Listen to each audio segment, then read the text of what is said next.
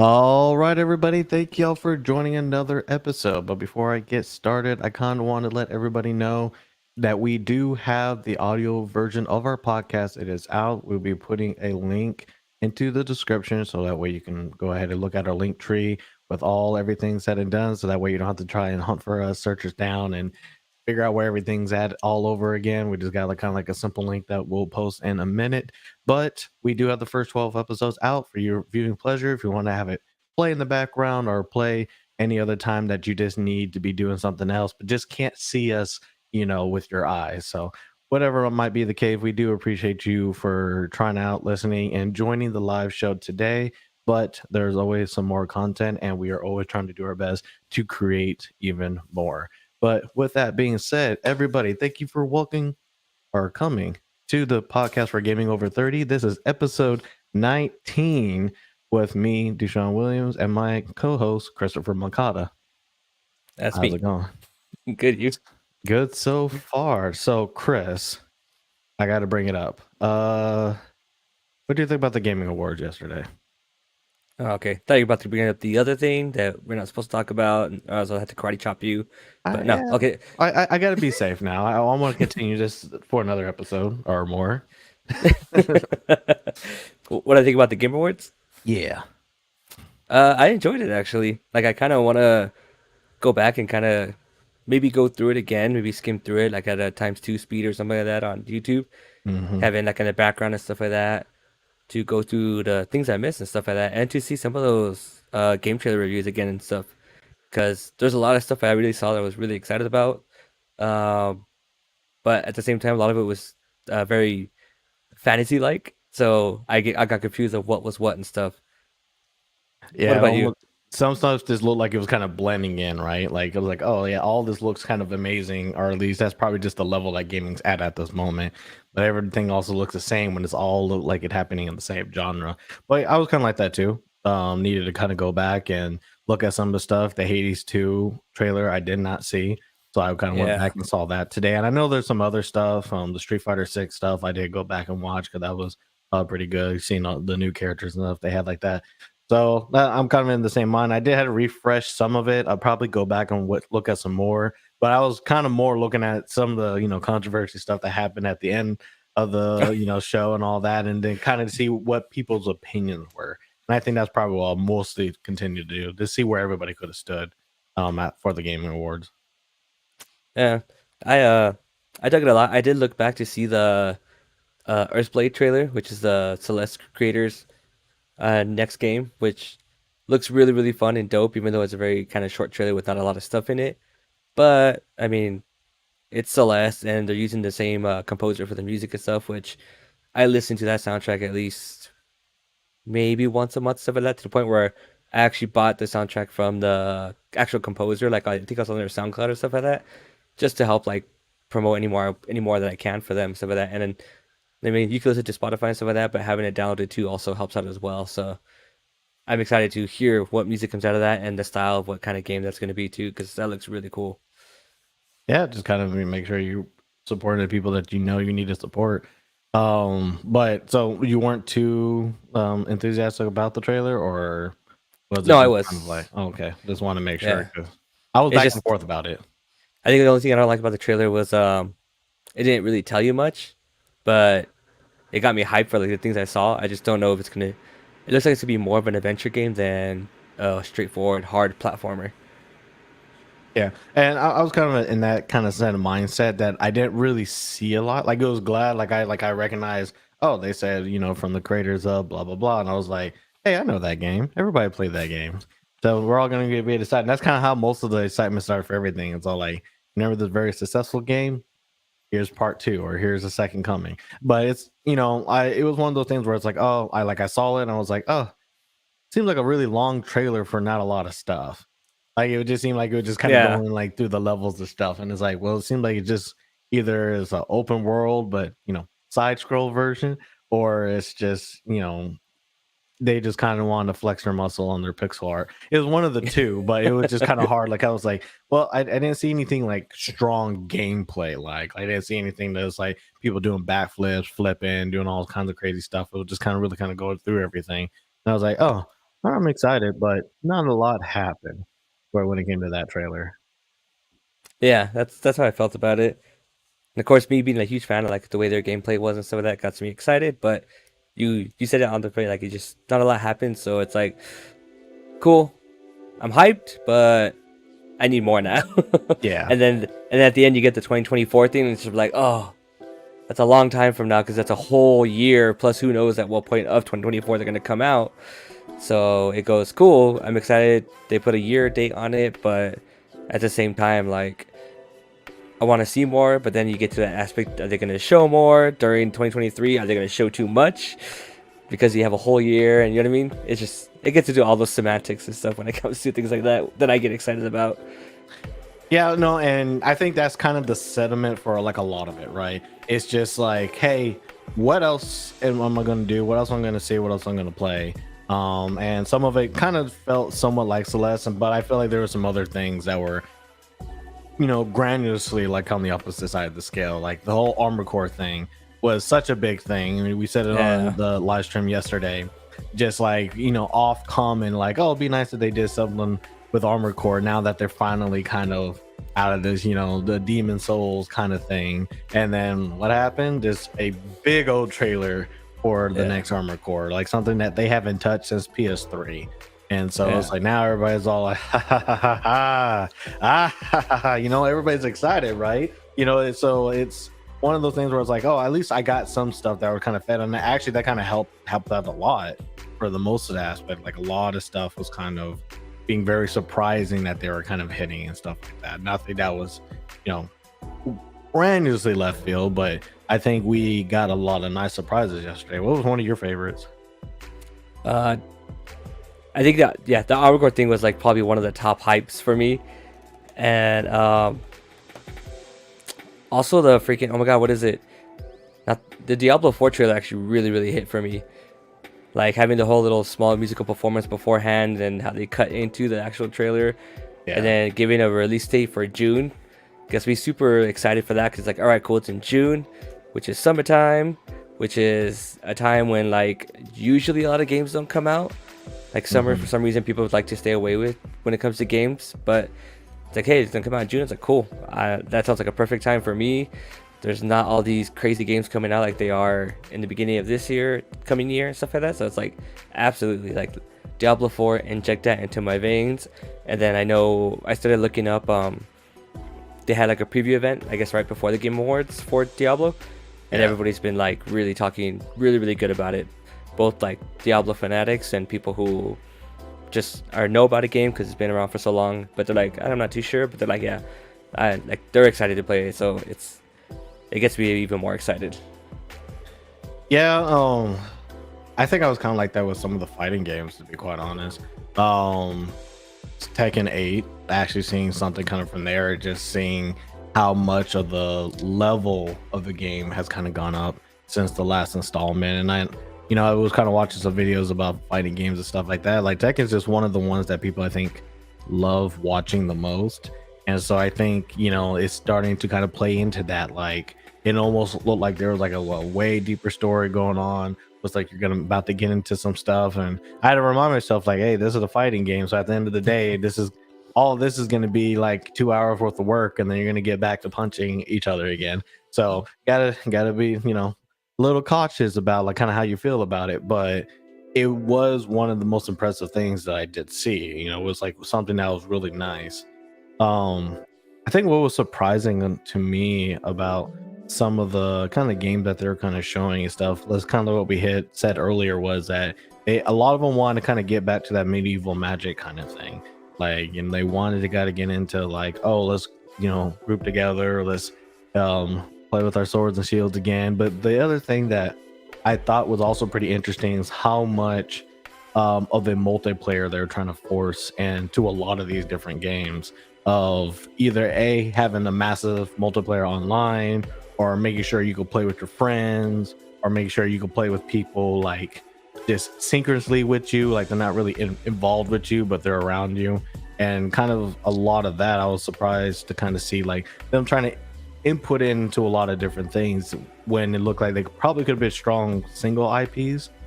But it's like MMO at this time a day, I think it's kind of something to really kind of get hard into, because that's like, oh, that kind of already says, hey, this is a game MMO is going to take your time. They're going to be doing a lot of stuff in it. It's not a quick match thing. So I was surprised to see MMO, but I was also surprised to see how good it looked. So it did at least kind of grab like my interest and be like, oh, I might install it and try it for a day to see how it is. But it's just like, but this is a grind. I'm surprised that people are still coming out with this kind of stuff. Yeah. The one that I really liked that was like that was that Project Concept or something like that. The Amazon game ones with Bandai Namco and Bandai Namco. Yeah, Blue Protocol, right? Blue Protocol, yeah, Blue Yeah, Blue Protocol. Protocol.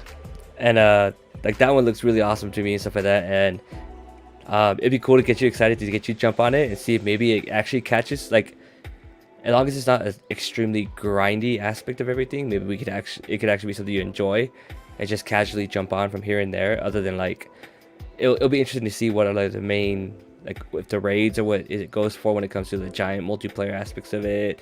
If it's like strictly just PvP parts of it that make it really strong, those are the parts that are going to be really interesting to see if you'll get into it. Because I've been into a couple of MMOs or just games like that, from World of Warcraft to Destiny 2 and stuff like that, which pretty much is like an MMO. So this one was one of the ones that catches me, and it's nice to see like you into it and be like, all right, cool. Because those games are definitely funner when you have people to play with that you know pretty well. Yeah, you do need people to kind of jump on you with it. And I was trying to bring up a picture so that way people can see. But from what I understanding, this is also an existing MMO, right? It's just more of a Japanese one. I gotta see, because maybe I'm probably just reading like the news and stuff kind of wrong. But it looks like Amazon's helping bringing it over, not less, like helping pay for it. So I'm interested to see how true that is. But there's a lot of Google images, but I can't find one that shows me the picture that I want. No, let me do it like that. Yeah, I'll do that. Let's see. So yeah, and I think this, when it's anime, it's a little bit easier to sell. I think nowadays it's like, if you could kind of show off that concept of like, hey, you like anime, don't you? Don't worry, it's okay. It's a safe space. We all like anime, but it's just one of those things where it's like, actually that looks pretty good. I can't really hate on it, kind of thing. But yeah, let's see. We'll probably share the screen so that way you can see like some of the pictures or whatever. Hey, that's kind of one that I found. Just kind of like the thing, and that already kind of gonna get some people. I was like, oh yeah, that already bought like half the audience. But it's like, that's just one of those things. I wish I could really play the gameplay and stuff, but I didn't want to play it all too loud because we're gonna go through a few things. But this is kind of like one of the things and stuff. I think I'll probably look at trying to get some more things, because there was a lot of stuff that got released. It was hard to really kind of remember every single thing. I think another one for me would be that Cyberpunk DLC trailer with Idris Elba and stuff like that. Yeah, that really makes me like, I'm literally going into tonight to check out my GOG, because that's where I have my Cyberpunk on. See if it needs to update and stuff like that. And I'm probably gonna start jumping into Cyberpunk again and start playing it, because like I wanted to play because of Edge Runners, and I was extremely busy with school and stuff like that during that time. And then my partner was like talking about it with a friend and stuff like that, because like she watched Edge Runners with me, and then she watched it again like on her own. And then I was like, how did you like it the second time? And she's like, I already knew it was gonna happen, but it hit me the same. I was like, yes, that's good, because I think it's just that good of an anime. And then she's like, I want to play the game now, but she has my old Xbox One, so I was like, you know what? Let me look up to see how it runs on Xbox Ones and stuff like that. Because if it still doesn't run very good, then there's no point in buying it. I mean, at this point, just run it on the computer. Like, if you can, like, she has a laptop, but I don't know if she can run it on it. Like I have some faith that it could probably run a lot better now. But it might just be a good chance to just kind of upgrade her. You might need to start just getting on to the next level at that point. Like one thing I've been noticing since I've kind of been out shopping and stuff, PS5s and Xbox Series X's are like literally scattered all over the place. You know, Yeah, it's like you I can find them walked here in. and there. Yeah, well, I walked into NFM and they literally had just like a pyramid stack of God of War PS5s. You know, I had to take a picture and share with some people. Like, there you go. There's a few of them right there. You don't have to wait not much longer, man. Just go ahead, come on and pick it up. So it's the same thing. It's like it's now everything's more available to kind of just grab everything. So just I want to think about it. That might just be time. Like put all the Yeah. Christmas money to that. Okay, you don't have to give me a present this time if if she ends up with a console. Yeah, I lucked out with my son because I already got him his a year ago. So he's set on that stuff. I don't have to worry about him. Now I gotta take over my other one. All good, man. Just gotta keep those focus in mind because next year, I mean, there's a lot of stuff coming out. Talking about DLC, Horizon, Forbidden Forbidden West West. DLC is coming up pretty strong and stuff. So I'm actually kind of excited, but I'm kind of glad that I kind of beat it, finished it. So now I can just kind of really kind of just jump into it when it comes out. I know for Cyberpunk, there's still like a lot of side story stuff that I just said like I'll come back to it, don't worry, and I just never touched it after that. So that one I had to put in some personal work into it too. But there was one thing I did go check out yesterday that I was like, oh, I wonder what they have up, and that was actually the Final Fantasy 16 collector's edition to see if that was kind of up, and it wasn't yesterday, but I found out today that it will be on Monday for the collector's edition. So that's something that I'm looking for because I do want to play that game for sure. But they have a Phoenix versus Ifrit statue. Yeah. That's kind of hard to say no to. Did you like it? I like it. I just It looks don't pretty good. know the price. So that's the one thing that I don't like, and I don't like that it's on Square Enix website. Like I was like, oh, if at least GameStop, I'd just go down the street real quick and put it down. But it's like, I hate buying it from like their website for stuff. But at least if I buy it from their website, it's kind of guaranteed. It's kind of like my experience with like Kingdom Hearts and stuff. Yeah. So I like the. Did you see the pin set on it? I did. I think It looks pretty good. They have a lot of content in it. Mostly digital, of course, but there is a good amount of content in the collector's edition. I'm just hoping it's not $300. I really don't want to pay that right now. Yeah. Especially with like prices as it is right now. That's a flight ticket somewhere. plus like the statue doesn't look like it's gonna be too big, so it's like let's hope it's not super expensive. Yeah, because I mean, I'm not expecting like Cloud on a motorcycle this time around. Like I'm just like, oh, you can just do things fighting each other. Like I appreciate that, but it's one of those things where it's all like, I know I'll hate it if I miss it, and it's kind of one of those good things. Like, well, I'm kind of glad I got the God of War, collector's edition. Like, kind of slightly unboxed it yesterday and stuff. That hammer is amazing, and I'm glad that I was able to get one, hunt one down. So I have no buyer's remorse for that, and I hate to kind of feel that again with something that's only happening on one website. That's not cool. Yeah, for sure. Yeah, if you guys would have watched this live yesterday, he kind of unboxed it with all the hype from God of War winning like a bunch of awards. Yeah. Like God of War sweeping everything kind of got me like, yes, we must take more. Just kept put it in the back. So it's like start collecting those trophies. They almost look like they're about to sweep everything. Yeah. It was very surprising that they did an after effect. That was probably the one biggest surprise yesterday was like God of War winning everything except for like two categories of stuff that's like Elden Ring kind of just took it. And I think everybody was kind of happy with like the end result of that too. Like nobody was really flaming and stuff like that. Yeah. So yeah, it's one of the things that I was kind of really excited for. It's weird that they rapid fire the trophies and stuff. I think one of the things that I kind of got a little bit annoyed is like, oh, we're going to do like 5 different awards right now, and then like just not even and some of the people were there in the crowd that could probably like accept their award and everything, but they're just like, oh yeah, we're just gonna rapid fire it.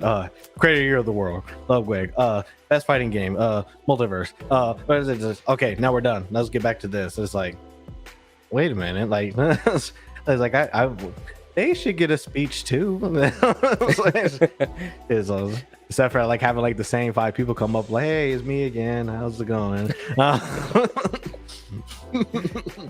Yeah, I get that, but I also understand from like a production side. Yeah, especially since they had parts where they had commercials put in, and then you had the reveal trailers plus musical acts every here and there. And so trying to get everyone to go up there for a speech and stuff like that, it could be difficult because I know prior complaints, which I actually thought was a complaint for myself too, was past Game Awards, man, they were long. They were like 4 hours and change sometimes. Yeah. And so trying to watch that, it's just like it drag like you definitely get low moments where it drags and it just slows down and stuff like that. And so I think other award shows do it, like the Oscars and stuff that will do that. They'll have certain awards that, I mean, at least like with the Game Awards, he announced them and stuff like that on screen, stuff like that. A lot of times, like you won't even find out about them. If they have an announcement, it's just like a little prop that pops up on the screen, and it's like, okay, here's these awards. These people won that, and it's like, oh, okay. Like I know for sure in the Grammys, I think I've never seen or heard of like the best metal album of the year ever getting announced. It's always just been like, oh yeah, this band won it. It's like, oh, okay, cool. You know what I mean? It's I think I know for sure it's a whole production thing, and you could tell this year was a way better year in production wise, where it just felt like it ran smooth. There wasn't too much of lulls and stuff like that, where I didn't feel like a lot of my time was wasted, or just kind of like, all right, cool, move on to the next act or move on to the next thing. This is dragging. It's Pretty much for like the straight 2.5 hours, it was a pretty consistent, like, let's hit all the beats, like just keep going. Next thing, you're on cue, give your time. Like everything was pretty tight yesterday as far as just kind of getting stuff done. Like, but that's what I was saying. Like some parts was just kind of like rapid fire, like even faster than that. Well, then it was just kind of like, oh yeah, we're gonna break our list stuff down, show this, have this person talk, and then it's like, and rapid fire, let's do this. All right, it even felt different when it kind of switched to that. Like it's like, and we got to get out some more rewards, or we get like, like you're trying to. I know they're giving out like rewards for like the Steam Deck and everything, but they didn't actually. I don't think they were even announcing any of that. That was just kind of something that was kind of happening in the background, which I'm kind of wondering how did that kind of go. Be surprised if I knew anybody actually received one. That'd be actually cool. So the Steam Deck one, I actually like registered for it, but I didn't do it because of like having to do my son's recital and coming to this. But I think you had to watch the Game Awards on Steam, and then you had a chance to get a code sent to you. Yeah, there was a lot of like caveats to it. Because when I kind of found out, I didn't sign up to it myself, and I think I probably should have tried. But I think half the reason why I didn't, because I don't remember if I actually purchased something from Steam. Like I know I have Steam games and stuff like that, but I'm not sure if like the last thing that I bought was actually on Steam.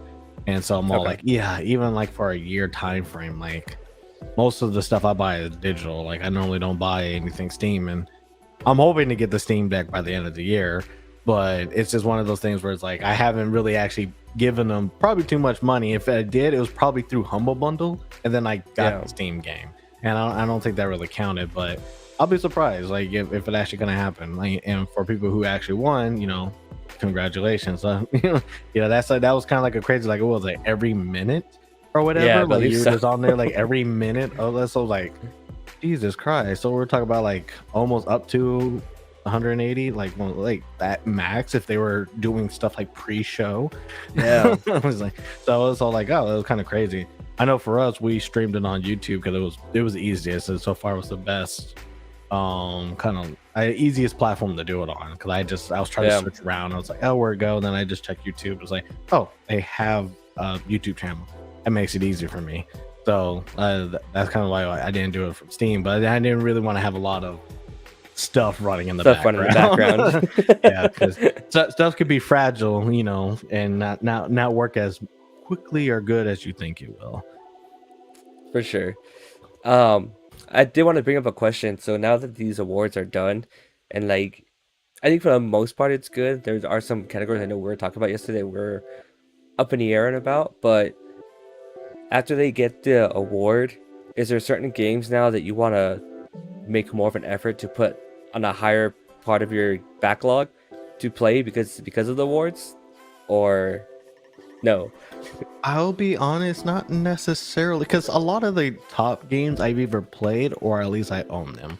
Like I made a point to buy Elden Ring for Black Friday because I was like, I'm not comfortable paying $60 for this game because I know I'm not really the target audience for it as much as like what type of game it is, but I definitely wanted to try it. Like the hype kind of got to me after a while. So I wanted to like, oh, I'll buy whatever, and I was able to buy it for 35. So I'm a little bit more comfortable, kind of like buying it for that for something that I may not like. That's fine. And then right now it's Christmas. You can buy anything like Amazon and some of the big stores, even if it's open, you can return it if you really felt like it. But it's just one of Right. those things where like I was already willing to try the games that I put on pause. Same thing with God of War. Same thing with that. The only game that I haven't bought yet, that I will make some effort to buy will be Xenoblade Chronicles 3. It was nice to kind of see that. Definitely Plague though. I know, like I was like, I see it all over the place. I'm not sure if I really want to play it. I'm not sure if I even understand what the game is. But it must be good if it's on here, because it was just one of those things where it's like I saw it come out, but I don't really remember too many people talking about it.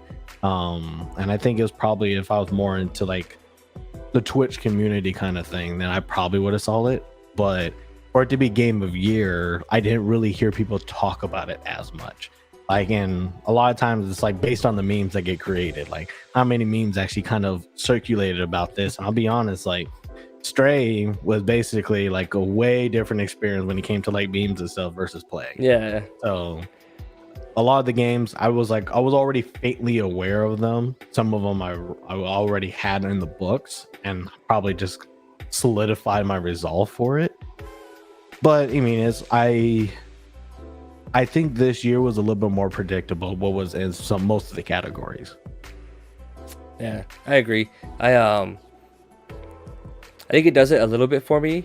Like, I want to play Stray now for sure. Like I've had it for a while, stuff like that. It's like, all right, cool. Like that's gonna be moved up to my list to play. I don't know how well it's gonna actually vibe with me in the sense of a game and stuff like that, because it looks fun and cute. And I mean, I have cats, but my cats don't act like any other cats for the most part. They're pretty chill and not assholes compared to other cats that I know and stuff. So it'll be interesting to see. All cat owners say, like, oh, they're not assholes. What are you talking about? No, like, but mine are lovely. Like, the most annoying thing that my cat does is when she comes into my room, she wants to go outside, so she'll just cry at the window. But I could actually talk to her and be like, hey, like, go away, don't do that, and she'll stop. It's like, all right, cool. That's as bad as it gets for my cats. But I want to play Stray now just because it's not even the fact that it won any of the awards. It was just more of the idea, like, why was it in so many? Like, why was it in Game of the Year? Like, I don't think Stray should have been in the category for Game of the Year. I'm telling you, memes are the best. Memes are the best advertisement in today's world. If you can get people to look at something at all just to remember it, memes are the best way to do it. Memes are better than bulletin boards. They're better than going outside and seeing the stuff on the street, right? Because you're more likely going to save it if it actually is funny. And then if you see stuff around that concept, you're gonna be, oh yeah, no, I got a good laugh. I see it, like, oh, I remember that. I mean, Pokemon right now is blowing up, like some like the meme stuff, because some of the stuff about it is just hilarious. About like how people are reacting to the characters and kind of talk about like their experiences and stuff, whether it's good or bad. But everybody now has it top of mind of like what the game is an experience like to play it right now. And I think Stray was just like that. There was a lot of them about being a cat, doing all the kind of stuff, and just doing all the kind of crazy. And honestly, cats are a good way to kind of hack the internet. And your cat videos are still prominent even in 2022. So it's just one of those things where it's all like, oh hey, someone actually made a game and you're a cat. It was actually has production value behind it. It's a very big thing, and it's strange for most people, right? But yeah, for it's sure. a very accessible game from what I understand. Yeah I know it's an Annapurna game, and for some reason, like, the gaming community, when it comes to like journalists and stuff like that, will eat up Annapurna games and stuff. Like, as soon as they hear, oh, and Annapurna's making it, automatically I'm gonna play and it's gonna be a good game. And it's like, okay. And then sometimes they're not, to me sometimes they're not like that, but it's kind of been a general thing about them so far. So that's why I was like, all right, I gotta play Strange. For me too, I gotta move Elden Ring up in my list, but that's still one of those ones where it's like, how long I'm gonna stick with it. Is it gonna be worth it? You know what I mean? All that stuff. Yeah, and I think they're still coming out with content for the game even now. Like I'm just not in the scene to it, but I think some other stuff actually kind of come out for the game. I think my how would I say it? My biggest thing that I was kind of watching out for was um what categories everything was winning in, because honestly it's like I did kind of feel bad because there's some games where it's all like, oh, I could see this game might be able to stand a chance, and then Elden Ring or God of War was in the picture, and then it was like no shot. And Yeah, it's just like no shot at all. And it's like we said it yesterday, I felt bad for Horizon Zero Dawn. Like I Forbidden just West. felt bad because it was like this wasn't the year for that game. And even with like some of the stuff kind of corrected, it was going against some very big competition. Again, a lot of it was a Sony IP, that was kind of targeting it. And so even with like, oh, they've upgraded the graphics, it's a lot more expanded world, you're doing some crazy stuff, weapons, blah blah blah. And it's like, yeah, but boy, it's like that was, that's enough to kind of destroy the whole identity of it. It's just one of those things where it's like, oh man, it's like, oh, it could won something. It could have tried to got something, but it was just like, nope. If one of those two games were in it, if it was music, it was going that way, direction going that way, art direction going Yeah, that way. Like it just lost in like only every title belt that it was trying to be in. It was a pretty bad year for that game. yeah. Like it was. When it comes to Forbidden West, the one thing category I thought it actually had like a really really good chance to win was for, I think it was like sound design or something like that. I mean, Yeah. because in that game you're pretty much creating fake sounds for a fake robot dinosaur. You know what I mean? In a Yeah. sense. And so creating that stuff like that, and I know like Sony's been really big on getting good sound quality and stuff like that with like their whole 3D sounds and stuff like that. With the new system was like a big talking point at one point.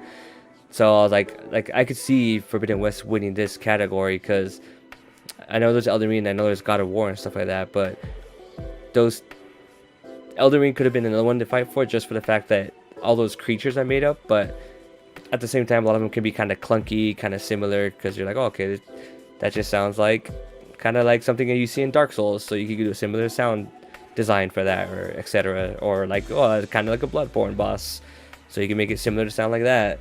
And I thought Forbidden West had a good chance of winning that for that one, but I guess not. It was God Yeah, of War. no, it does suck. Probably if they branched out the categories, maybe you could kind of get into the nitty gritty of it. Because like, yeah, sound would probably make more sense. Like between the two games, like definitely playing Horizon Zero Dawn in like a home theater kind of setup. It sounds like a pretty big thing, especially when you're trying to do a lot in it. Versus kind of what I saw in Elden Ring in that case. But it again, it's just one of those people where like a lot of people loved Elden Ring. Like, it was Oh just yeah, one of those things where people were kind of calling it, which they kind of do almost for every good game that comes out, but they were calling, hey, yeah, this is definitely, game of the year, and this was back like in March and stuff. But it's one of those things that, hey, at least this one came true, clock is yeah. right twice in that day, right? It's like, this was one of those ones that was like really, like, yeah, this had everything that people wanted that happened for.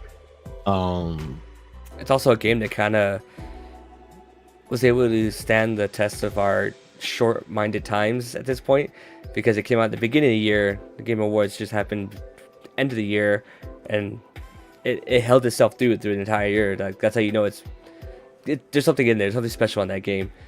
And it also kind of leads me to the idea that maybe games don't need to be so much tutorial as they are nowadays, stuff like that.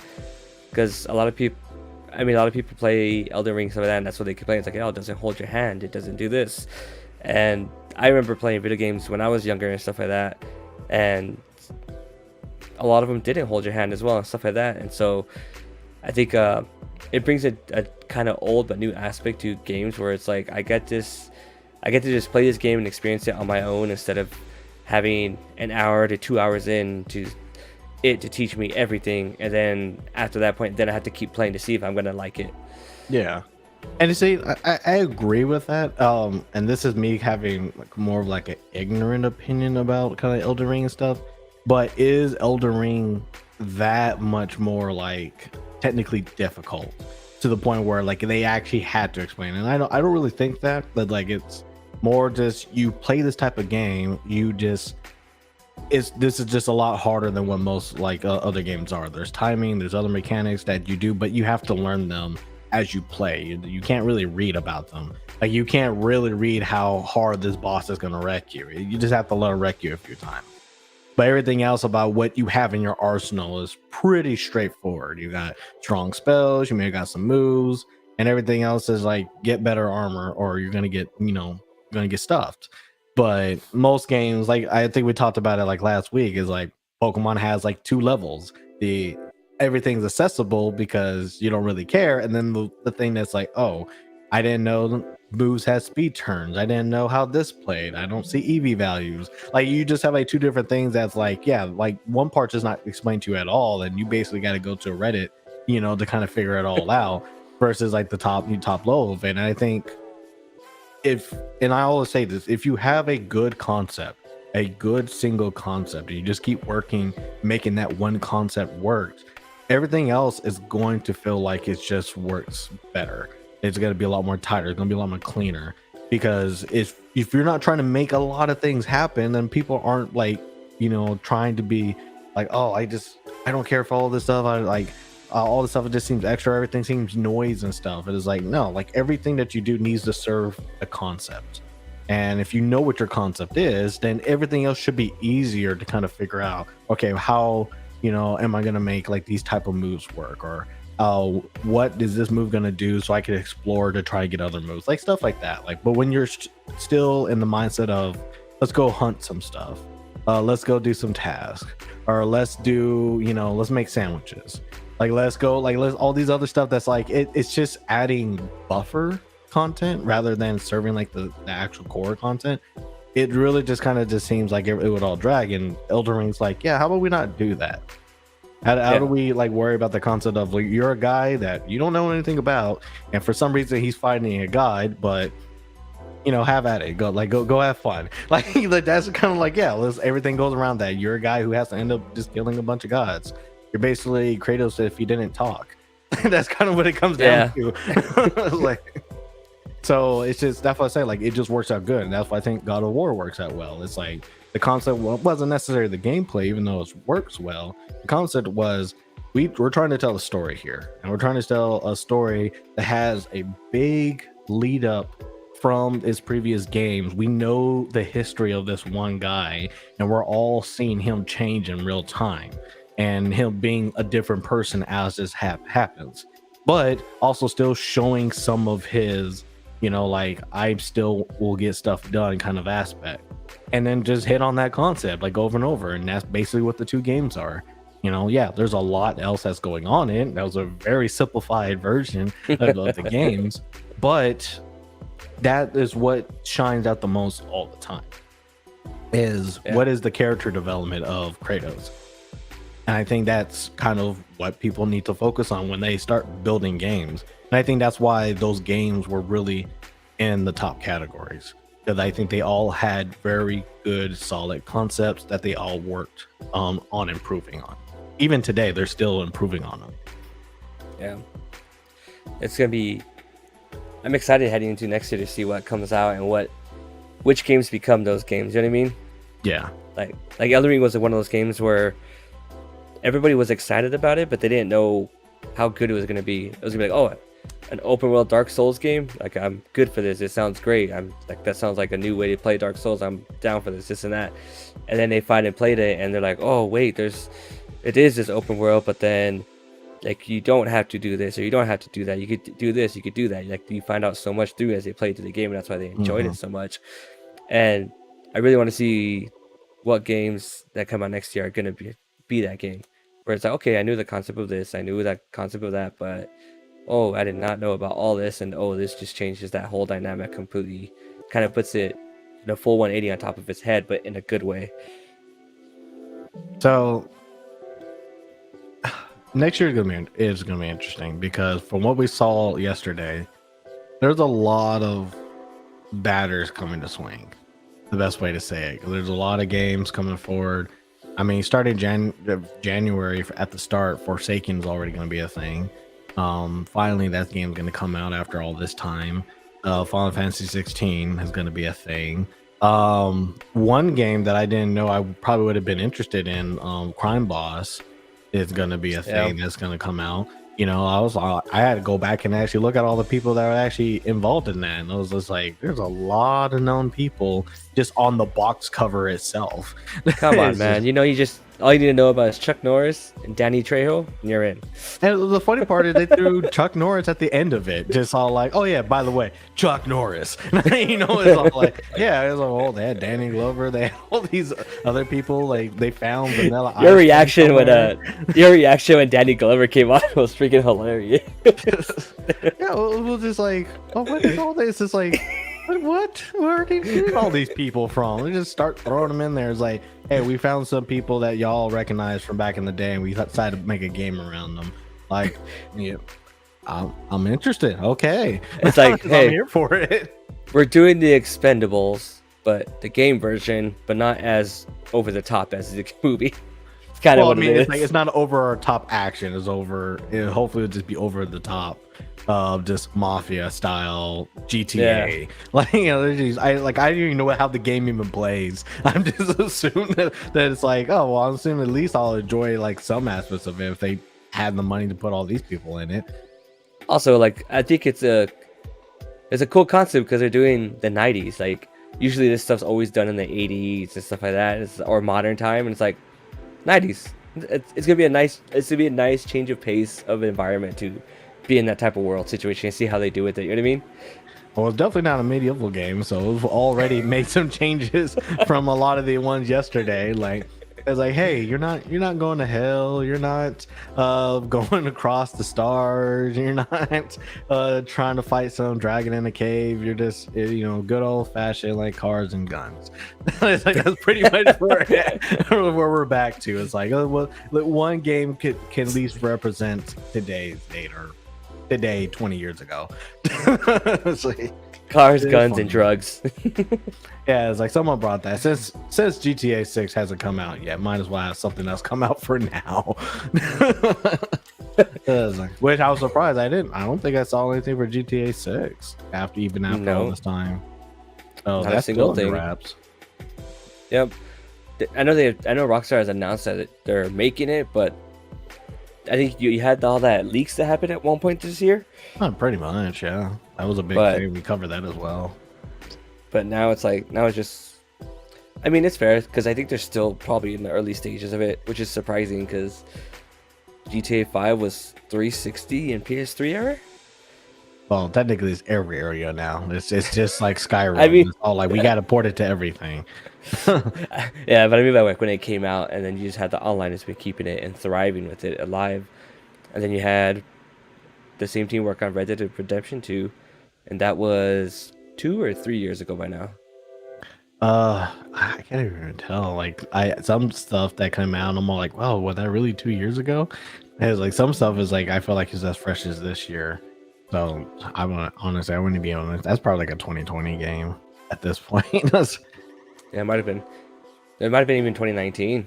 Probably because a lot of big stuff came out in 2019 that ended up being really big hitters. Yeah.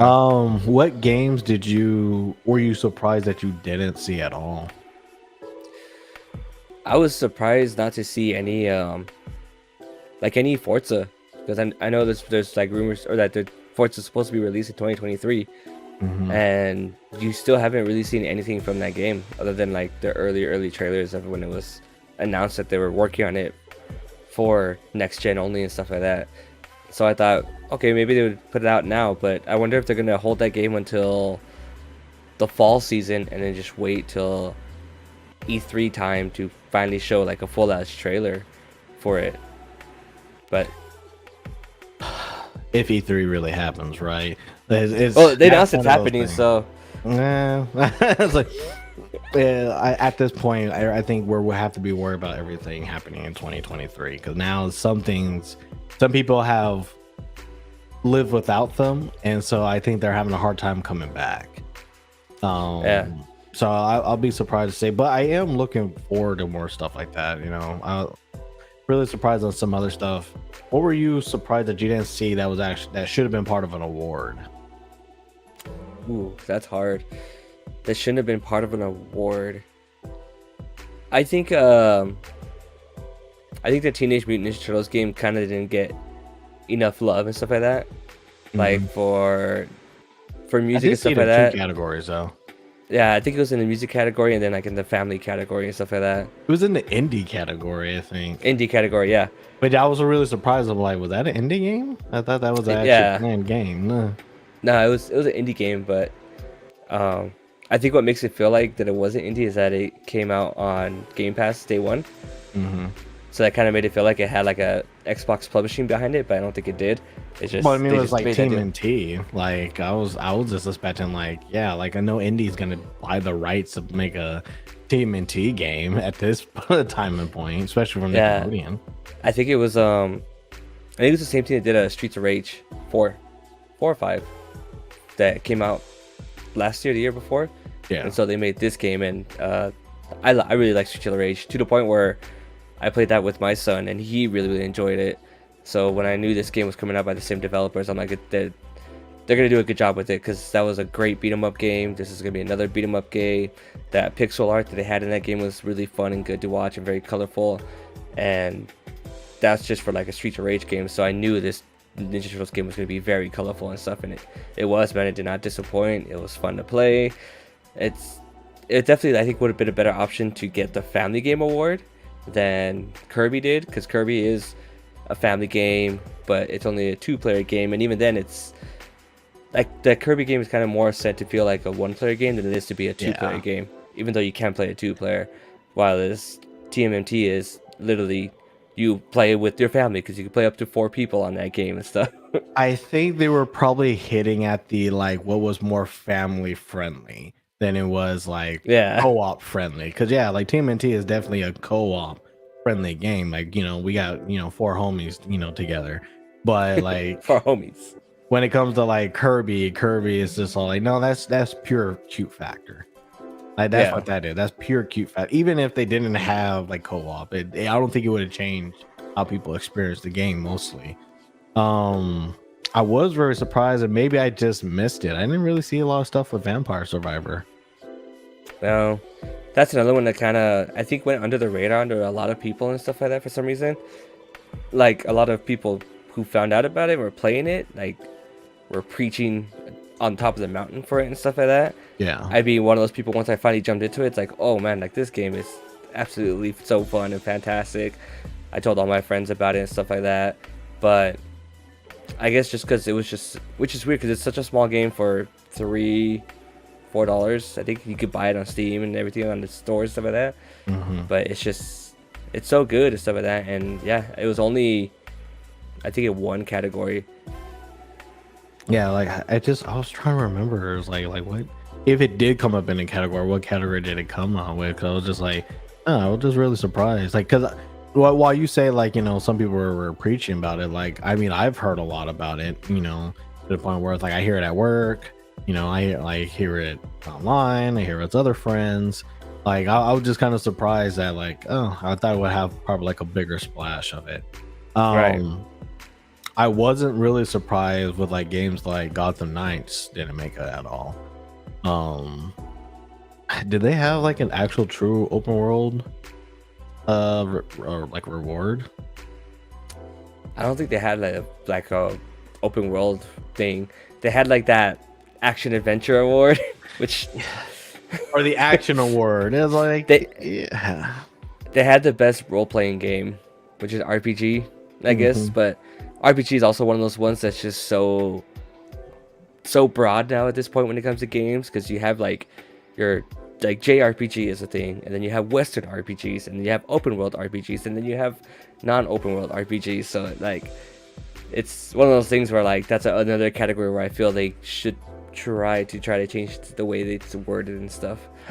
RPGs are hard because, at least for me, I have a particular bias about it, because some things I'm just not going to really consider an RPG. I've gotten to the point where at least I could say like, yeah, a Western RPG versus a Japanese RPG, these exist. because now there's just some, Western RPGs just kind of have that same kind of story act with it outside of like Elden Ring that makes it like it has all the elements to make it like a Japanese RPG versus like an American one. And it's interesting to maybe see kind of like some bleeding over and stuff, because to me Elden Ring seems more like a Western RPG than I would kind of identify it as a Japanese RPG, even though made by a Japanese company.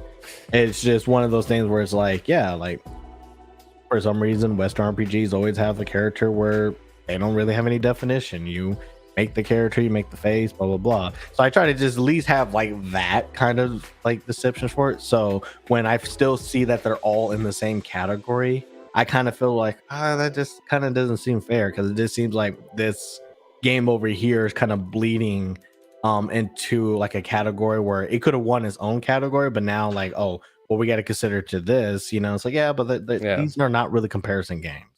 Like, it's hard for me to say that Xenoblade Chronicles 3 should be going against Elden Ring or RPG battle. Right. Like, these are two very different RPGs that should not exist in the same playing field.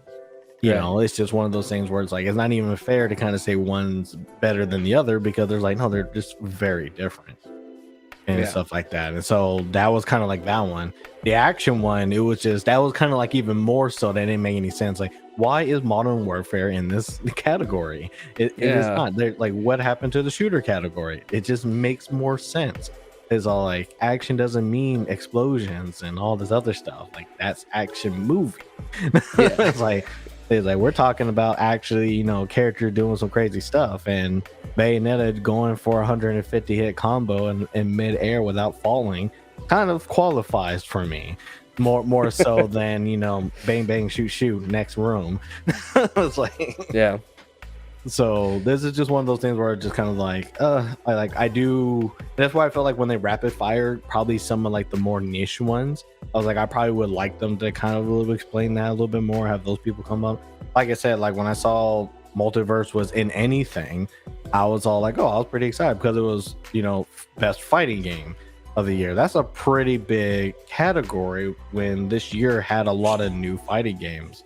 And then for them to be like, hey, yo, come on, and I think the guy did come up to kind of really give his speech, but it was more like pre-game gaming awards rather than like with like the main host and stuff. They're just like, hey, come on out, you have a sidebar, talk, blah blah blah, here's your reward, be gone. Like, we gotta go into the next thing. It's just all like, it's like, I was really surprised about that. But there, I think that was probably the only kind of real criticism I can really give it. It's just kind of like, you just kind of wish there was more, so that way like you felt a little bit more satisfied about the game representation. Because like some of these games, you could definitely tell a lot of people worked really hard on, and it would just kind of like, it's all like, we're good, but we have to combine with all these other games that we know we're gonna win no matter what. Like I said, like a good example of that, which when we're trying to find out the Vampire Survivors, I found the category, and its best debut indie is what the category was in, and 4 out of these 5 games I agree should be in this category, and one I don't, and that's the one that won. So you have Neon White, which is like a small game that came out and stuff like that, right? You had Norco, which is another one that one I don't know about, but I know people talked about that one. You had Tunic, which was developed by one person and stuff like that. And then you had Vampire Survivors, and then you had Stray, and then it's like, okay, I get it, but Stray is also one of those ones that it's like had a huge publishing push from Sony and stuff like that. So I know it's an indie developer that made it, but does it really make it an indie game because this corporation is publishing it and stuff like that? It gets into those kind of weeds. Yeah, because that's a really stacked like lineup, because the fact that Tunic was there and didn't win, when so many people were praising that game up and down. This was a game that was like, oh, it just looks like Legend of Zelda but furry. But when people played it afterward, people were like, yo, this is like Demon Souls, if you were. This ain't easy. This game is all. This game's not feeding me anything. I have to work to get the move set and print it, and it's still in Yeah, a different language. It's just like yeah, I had to work to understand how to play the game. That was the privilege of playing the game. Like it was just like, yeah, like I remember that being such a big thing at the time as well. And there was another game I didn't really hear anything bad about. A lot of people had a really positive, had a lot of good things to say about it. Like I said, it's like I think just memes just went out more in a case yeah, like this. So it's like, yeah, like I do feel like Stray, because it was presented, it was more of like, hey, this looks like a main title game, but it's like Ori, right? Like right, this is the game that it looks amazing. We're putting some things behind it, and we're it's out there for the world, but it's made by a small title. I think that's kind of like what Stray is in that kind of aspect. But I feel like it was going against some things that were like, yeah, but these other titles didn't really have that same amount of help, and they were very exceptional. I think the right. best way to say it. Yeah, Like I said, Vampire Sapphires, people still playing it. I'm still hearing stuff about it, but Tunic at the time was a very big deal, and a lot of yeah. people kind of jumped on giving it that review and stuff like that. So, oh yeah, that one I mean, I'm pretty surprised for, and I think I do now remember it. I think that it was so surprising. That's why I don't remember Vampire Survivor even being on that list, because that was definitely something I was like, yeah. I mean, I guess Stray wins something at least, because it definitely wasn't going to win the other titles. Yeah, I think this also was one of those rapid fire ones too during this segment. So It definitely was, because I think we even said it, like we said it was something else, and it was like, oh, yeah, Stray. Like, it's like doubt. Like yeah. that's kind of was. It was like doubt. But what else kind of was happening? There was You a had few things. you had best sim slash strategy, which you had Mario Rabbids win that one. That one made more sense to me. Yeah. Um, but I think it made more sense to me because I really didn't know much about the other titles. I think No, that was it just more of like, yeah, they've been working on this game for a little bit. Everybody's been knowing about that, the Rabbit game or whatever. So I just think it built up enough repertoire and everybody knows about it. oh yeah, and it still was a nice take because it's kind of like a XCOM type of game and stuff like that, but Mario Rabbids instead of Yeah. aliens and detectives and stuff like that. So there's huge strategy behind it on that one. But this is one of those categories that I think is they actually have right so far because it's best sim slash strategy, and all the games that were part of this category is like you had Dune Spice Wars, Mario Rabbids, you had Total War, Warhammer 3, you had 2 Point Campus, and you had Victoria 3, which I know were all very, very either strategy or very sim games and stuff like that. Yeah. They're really trying to capitalize on Dune. It's like Yeah. Dune did so well as a movie for some people. It's like now all these games are coming out, and now I just hear Spice all the time and all the other kind of stuff to come. I'm all like, I don't think it was that big of a deal. Like not enough to where it's like spanning all this. Like this seems Well, like that game trailer for it for the new one coming out was like, this looks like a lot. It's like, Dune is one of those weird properties where like it had the potential to be like a Star Wars Lord of the Rings type of thing, mhm. but it just didn't strike it with the I think the original movie that came out and stuff like that. Like it came and went, but I know the books are still like a huge popular thing in the sci-fi world and stuff like that. And Yeah. community and things like that. Like they have high respect for the Dune books and everything.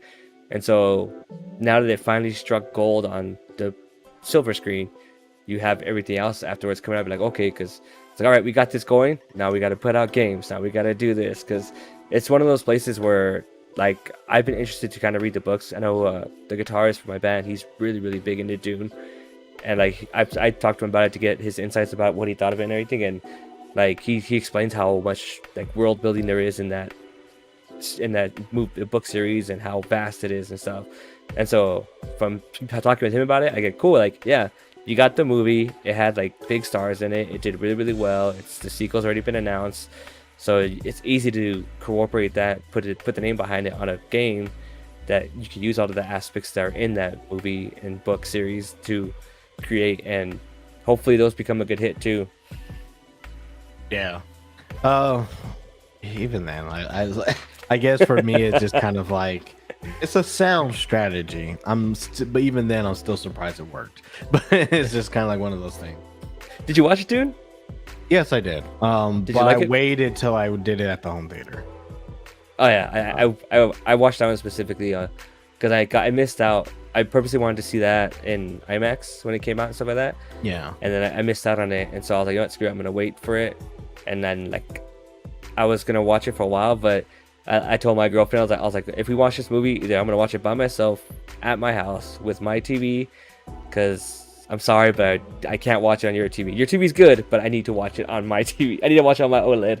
It's more sound, but yeah, definitely you need to watch it where it's dark too, because there's a lot of dark scenes, there's a Well, it's just lot of stuff going on, but there's a lot of low end happening as well. for me, it's the cinematography of the game. Like since I'm going to school for all that stuff and everything, and like I heard so much good things about it, I was like, okay, I want to watch it and kind of look at it through my own eyes, because I didn't look huge into reviews and stuff like that. I just saw bits here and here. People talked about it here and there, nothing too crazy. It's like cool. It's got a good buzz about it, stuff like that. I hear about this. I'll check it out for myself, get my own opinion, and I watched it, and I'm like, yeah, dude, that like I'm in. I'm waiting for the next one. That one for sure. I'm gonna watch in theaters, like no matter what and stuff like that.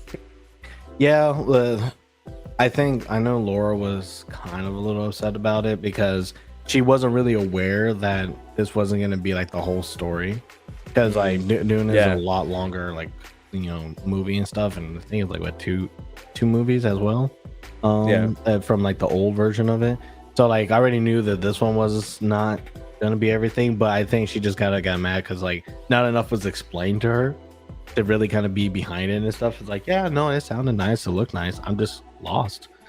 It's like Yeah. what's going on. It's like, yeah, there's a lot of hidden concepts, even some parts that had to go back to YouTube videos that had to kind of really explain a little bit.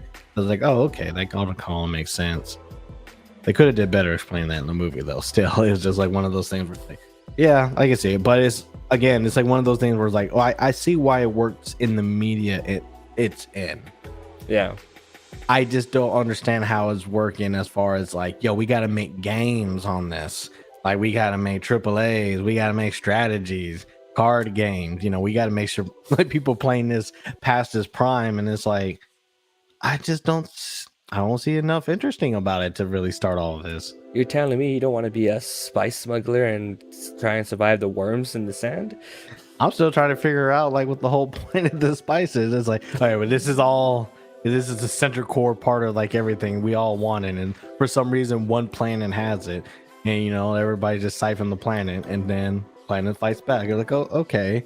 Like it's not like I don't understand the story concept of it. I just kind of felt like someone was high when they kind of came up with everything, and it's like, yeah, we just need some. We'll call it spice. Yeah, spice. We'll have some spice and they'll fight over it. What's the spice? Dirt. It's like, okay, sure. I was like, you know what? If it works, it works. I can't really be mad at it. It's making millions. So Yeah. I just kind of felt like, wow, like, are people asking for this? Like, this is kind of what I'm here for. It's like, are people asking, like, yo, I need game. Like, I need to be the spice smuggler. I need to cut up the things. I need to have the barrier that only works if you come at me slow. It's like, this guy was like, oh, okay, like maybe I'm taking, maybe I'm laughing at it too much, but this is kind of like how I see it. It's all like, yeah, well, I guess maybe there's a part of the internet that I've not been involved in that's like really like, yo, we need more Dune, like outside of just a movie. Like, I just need more Dune content. Yeah, there's definitely a huge following for it, because there was already a community for it with the books, and then now that they got this movie going, like I could see why you make games out of it. It's cool to see that it was actually like nominated for one of the Game Awards type of things, to be like, all right, cool, like they according to this, because this is voted by journalists, stuff like that, like they had a hit going for this one. So now I'm interested to see if the other one's going to be, because I think the other one's supposed to be the MMO one, right? Something like that. You know what? That's good. It does remind me about the I don't know why like I had this correlation, but it reminds me of the Suicide Squad trailer too. Like it was one of those things like, oh, that game's not out yet. Oh, I was surprised. I thought that had came out a while ago. It was supposed to come out this year, but it got pushed back, and then they released Gotham Knights instead. Well, it's kind of funny because it's like, oh, so they were able to get all Kevin Conroy's like parts and all that done while he was still alive and stuff, and have all that kind of ironed out and stuff. So I'm like, well, this game has to be like closer to like its end of its development, right? I thought it had already came out like last year, and I was just Really? all like, yeah, because I was just like, yeah, it seemed like a game that would come out, but I maybe not have paid attention to it because of Suicide Squad. But it was like, oh, maybe I'll just think about the movie or something, because like I know they had a movie recent in the last 2 years at least. Yeah. But I was just surprised that like this game's not out yet. Oh, interesting. I think because I think they haven't, at least from what I know, they don't haven't fully said anything about like it's gonna be like a definitely multiplayer. I don't know if it's like only multiplayer or if it's like you could just play co-op multiplayer or on your own type of situation. But I think it's supposed to be one of those like you're the Suicide Squad, you choose your one, kind of like Avengers. The Yeah. Avengers game that came out. I think it's supposed to be something similar to that. I just don't know. They haven't announced how much multiplayer aspect it is. Hopefully not too similar. I think that one doesn't need any one-to-one correlations. That's for sure. Yeah.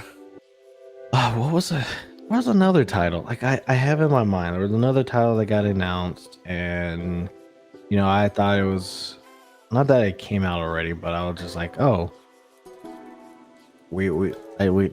I thought all the information about this was already out. Like, well, I don't know what else.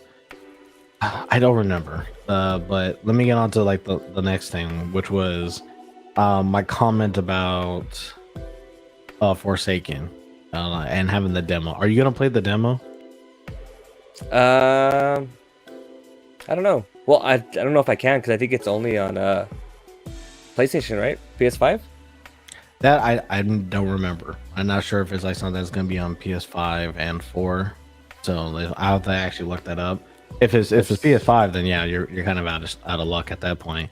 But the demo, I'm pretty sure they keep it there. I'm just wondering if it's gonna come out on PC or not. But I mean, my comment about it was I was surprised that they even were doing it. Like it's like the game's really close now. Like we're in that last few days of them needed to fix anything that's wrong with the game and create their day one patch and like start printing out CDs and stuff. So it's like do you really want to put out a demo right before the game comes out? Because if the demo sucks, that's gonna tank any sales that you're hoping to get. Because this is a very prospect game. Like they've tried to explain away as much as they can. They try to show off stuff, but in that stuff they were showing off, there were some issues. There were some bugs. So are they going to be okay with people experiencing it and breaking the demo at this point? Because to me, a demo is supposed to be something where you give out to your prospect customers, or you give out to people who may be interested in this kind of thing, have them play, and then they give you feedback for it. Right. That's kind of like I think the purpose of the demo is. But for me, like when I see the demo being literally released like a month prior to the game release, it's almost going to the teacher with your final exam and being like, hey, can you read this real quick just to make sure at least correct in some of the answer? You don't have to really tell me, but I just need to know I'm in the same ballpark before I submit. And it's just kind of like, well, I mean, I don't know. It's just kind of weird. It's a bad analogy, but it's just kind of weird when I say like, oh, it's really close. Like, and that's like, to me, it's a gambit, really, because like if it's good, then sure, like nothing really changes. It doesn't really spike, people's wanting it, unless it's a lot more crazier than what people saw. But I think the trailers kind of did that enough to show the gameplay. So for you to experience it, just like, I rather have them buy it at this point and then tell me how they felt about it, because I think we've already shown off the mechanics. We've explained it already, and I felt like this game has a lot of explanation behind it. So for them to also now do this is like, I don't know what's the strategy for it. I think this is to me this seems like one of those games where they're having a marketing issue with it, Mhm. and I think this is like a type of exit strategy. Like, okay, like we tried showing the gameplay, we tried doing trailers, we tried X, Y, and Z, and you're still getting a lot of question marks from like the audience. It's like, what can we do at this point? They're kind of like, well, let's put out a demo, so that way people can play it, and they'll be like, okay, now I can know how to talk about this game. Now I can know how to say what kind of game it's going to be. But at the same time, this is a new uh, IP, so if this demo doesn't go well, it could kill this IP, and then it could tank the sales, like you're saying. So it's really interesting how this is going to turn out. Yeah, because they would have to, for this demo to not decimate this game, they would have had to have already fixed the issues with a lot of the graphics and stuff that was already kind of noted, right? Like people have come Yeah. out and said, hey, this game looks like it's down a generation. Like, yeah, we see what you're trying to do, but this is like when Unreal Engine 4 was trying to show off, like, 4.2. Like, hey, look at all these, crazy, demos and all this other crazy stuff happening at the same time. Look at our tech demos. And it's like, yeah, but we're now Unreal 5.2. We kind of need something that might at least gets to like the end of last generation and stuff. And Right. because even then, when everything looked like it was a graphical step down, it looked like they were having issues. So if they were like, yeah, we just kind of set it here because, and maybe it's an art style when it comes to that game, but I feel like everything's kind of meshed, like skin tones, Yeah. like a lot of stuff that they wear, movement. It feels like it has a lot of motion blur to it, to where it's all like, it doesn't feel like it's sharp. It doesn't feel like it's like defined. It maybe that's just a criticism, like just like a single-minded criticism. But I feel like I feel like the game probably looks better on max settings on a PC for sure. But I'm wondering how it's going to look like, at 1080, 1080 Ti graphics, and then anything around that generation. Like, is it going to look better, or is it going to look like you're literally phasing in and out because of how Right. like everything seems to look meshed together? That's just how the best way I could kind of explain the graphics of the game from when like all the promotional stuff before.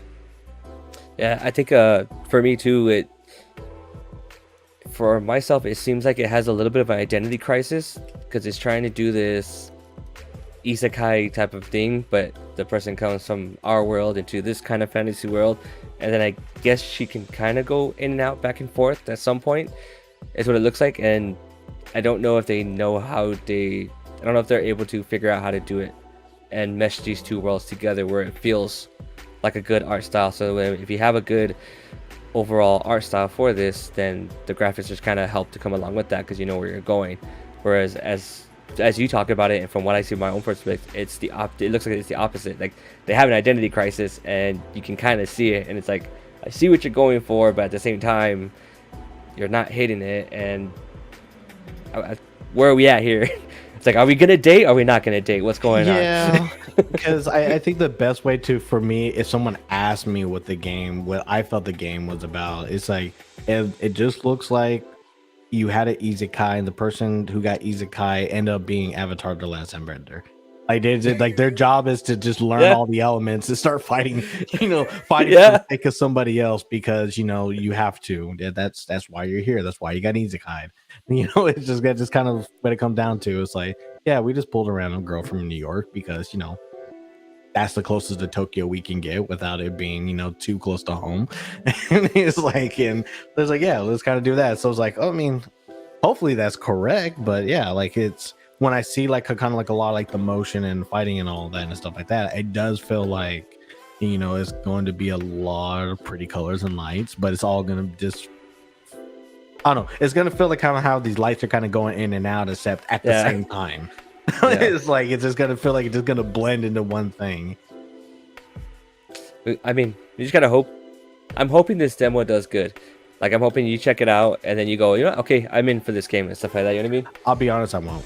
No? Like I'll buy the game.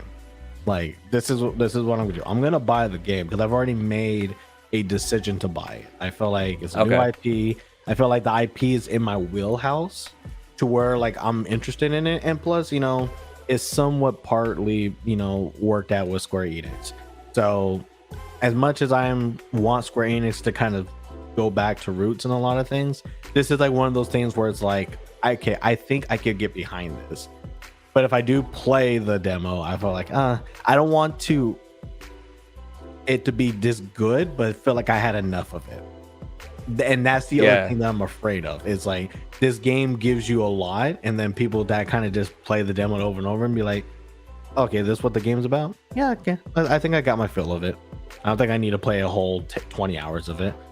Like, and that's what I'm afraid of. Like, I'm afraid of like that being that kind of thing, because it's not the same as like, oh, let's throw multiverses out and have people just fight each other and see if our concepts worked. It's no, this is the main game. This is like a good section of it. Like when it went over, I think back in July, when it went over like kind of like the story of how a quest works and all that kind of stuff. So it's like, okay, well, very generic open world RPG stuff, very generic adventure stuff.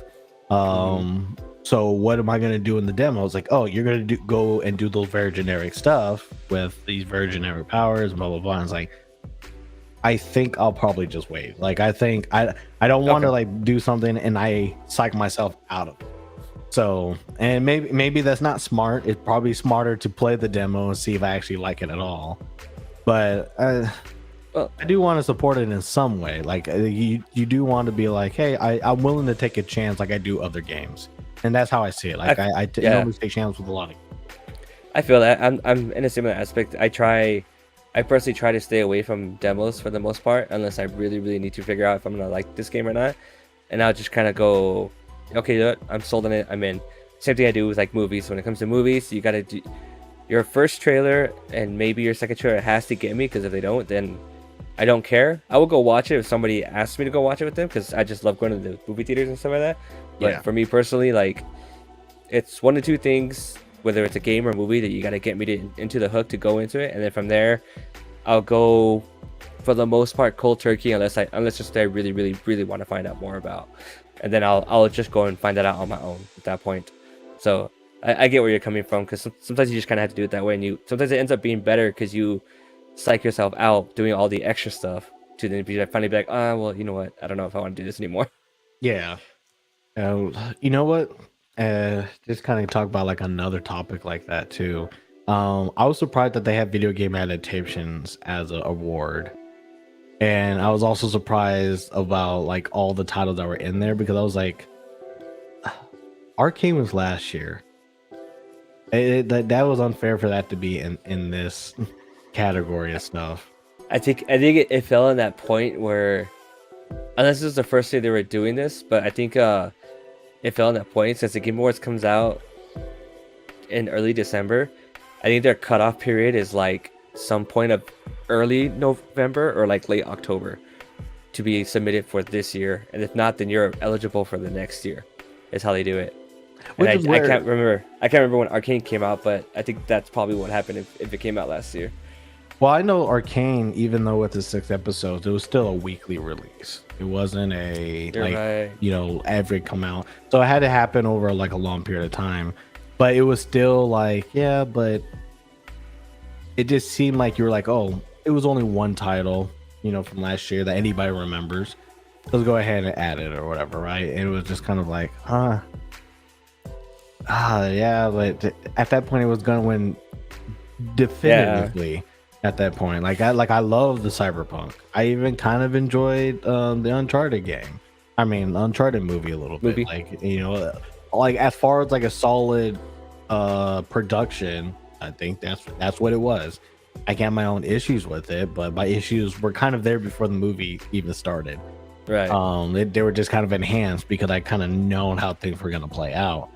But at least I would say like, oh, that all these would have had a shot against each other. They weren't going to be able to swing against Arcane as far as like the medians, and how like when Arcane by itself, it had zero competition as far as even a media. and then how many people talked about it and raved about it and all this other stuff. It was like, yeah, Cyberpunk could have went on for another 12 episodes, and I still think people would have said Arcane. Yeah. It's like that. Those were one of those things where it's like, yeah, it would be kind of upsetting. And I know that was a side topic, but I was like, No. I gotta remember that because I will forget it again. Arcane was just so good, man. It's that did not deserve to be that good, but it was. And the next one's not gonna come out for a while, Yeah, so which it'll be interesting to see what they do from there. I don't know, man. It kind of sucks that Sonic the Hedgehog 2 didn't win. oh, the category that was a part of. I'm just kidding. I haven't even seen Sonic the Hedgehog 2. I'll be, you know what? In that one, I also heard it wasn't all that bad either. Yeah, I mean, that was also like a pretty decent one. Was Halo on the card at all? it wasn't on the card. Oh, well, They had the Cuphead show on instead, which I haven't seen because my son told me it wasn't good. And if my son tells me it's not good, I'll be honest. The first episode, I quit. I was like, nope. This is a mix of like new form, kind of cartoons with an adult, sense of humor. And that's what how I felt. It was like these characters are beyond stupid. And so it's like it was one of those things where it's all like it was very Looney Tunes kind of style. Like it tried to play on like older type of cartoon media, just kind of how the game kind of plays on older concepts. right? But it was with like more like an adult humor. So you're kind of looking at it like, okay, I understand. That seems interesting, but you're just like, I guess for me, like it just didn't swing well. But I was just like, yeah, like after the first, like I maybe I might give it some time and go back to it, but the first episode was really like a stop. Just do not continue this. This is not going anywhere. If my 12-year-old tells me that he didn't like watching it, then there's no way I'm gonna take a look at it. Even though me and him both love the game and love playing it, we still even now and then jump onto it. Yeah, it's like, you know what I mean? He's at the age where like you could buy him like a Cuphead t-shirt, whatever, he'll still love it even though he doesn't play the game anymore. But when you ask him about the show, he's like, nope, not gonna do it. I'm like, okay, I don't need to touch it. Did he even finish it? No, I think he only got like 2, maybe 3 episodes. And that's kind of where it gets bad. I mean, for me, it's just I watched way too much stuff, like in a certain season to really be playing games like that. Like I'll go back and watch Harley Quinn because that's funny. That's good. funny. But when it comes to like this was like, no, this is stupid. It's like this is like beyond like it's trying to be very self-aware of how stupid it is. But we're all supposed to like, yeah, well, I like Cuphead. Yee. Like I like what's happening. Yeah. No, it's not. But I was surprised Halo wasn't on the ticket for it. So when that was on there, but like I said, like I do not believe it would have won regardless once Arcane entered the stage. Yeah, it's all like, yeah, it doesn't even matter if it was on there or not. You had the 2 top ones in it right there. It was like, if Arcane wouldn't have been in there, like I don't see anything beating Cyberpunk Edge Runners because it's just so good. You know what I mean? Like that's an anime I'm gonna continuously watch over and over again into the future. You know what I mean? Yeah. It's gonna become my background anime where it's like, oh, I don't know what to do. I'm not really paying attention, but I just want some background noise on. I'm gonna put on Cyberpunk Edge Runners. I mean, but Cyberpunk literally revived Cyberpunk. Like it was just one of those things where it's all like, oh, well, you know, they probably didn't really fix too much. They probably didn't do the. All right, everybody, we gotta go play Cyberpunk right now. Everybody, jump on the game. Steam numbers are going up. Budgets are going all over the place. We gotta go play that now. I gotta go grind that out. Oh, you can play that kind of setup? Yeah, I want to do that setup too. I want to run around and just start killing people in less than a second. Let's do it. Let's do it. Like that's literally like how the energy shot up after like Cyberpunk came out. So I'm all like, yeah, like that's when the game. And this is Arcane did this too. It just didn't have the same kind of effect. But like when like the show is so good where you're like, maybe maybe I was just playing the game wrong. Maybe I was the problem the entire time. Let me go try it out again. There's all the, you try to do that for like League of Legends, and people are like, "Oh no, this is why I don't play League of Legends. I'm back out."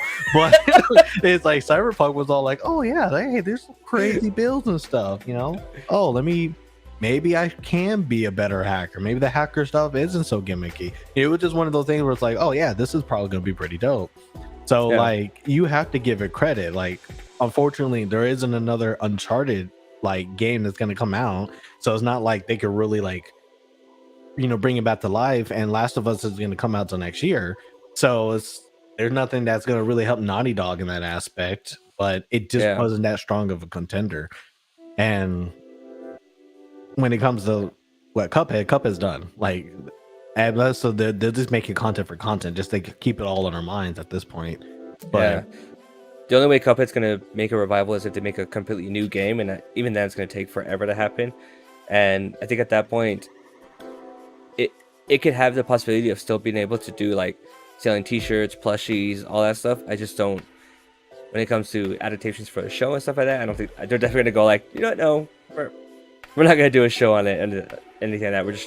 We'll sell the plushies, we'll sell the T-shirts, we'll do another game if they want to, and it'll probably knock it out of the park, and then that'll be it for that one. Yeah, but pretty much the Cyberpunk anime threw a revive on the whole franchise, and then people are like, but don't worry, we're also gonna be creating some more content, because that was a big update patch. Like, what, they were smart to put it out like that. Yeah, they were really smart to wait off on it and hold it till the anime came out. And then you could play some of like the anime like stuff, like, oh yeah, we got the anime pack, blah blah blah. Like, you can do all this other cool stuff. Like, and then and being able to see that they're still making DLC for it, which at this point I'm kind of just ready for the next game. Kind of just want the game, like the next one to come out. But I am glad that it's getting continuous support and stuff with it. So I'm full excited. I'm full here for it. This will go. I was gonna ask you this earlier when we were talking about Forbidden West DLC. How do you go about doing DLCs when they're gonna come out? Because they usually come out 6 months to a year after the game's already been out and stuff like that. Do you like jump back into the game beforehand, do a quick refresher, or do you just go straight into the DLC? A lot of times I just hot dog it, because it's just one of those things where when I play games, I play till I'm done with them. And so, this is kind of how it was for Assassin's Creed. Like, I have rights to all the DLC, but I haven't finished all of them. And it's just because it's like, I've already, like, me spiritually with the game, we're kind of done. Like, I had my time, it was worth my $60, and I put in my 100 hours. I don't need to put in 200. Like, I could be putting that into another game entirely. I have a big enough backlog where like I can just go do that. So sometimes some of the DLC might be lost on me, but a lot of times where it's like when I actually kind of get it, like Spider-Man, like I'm jumping right in, because like, it will all come back to me anyway when I'm playing the game. And if it was really bad, then the game would have to spoon feed it to me anyway.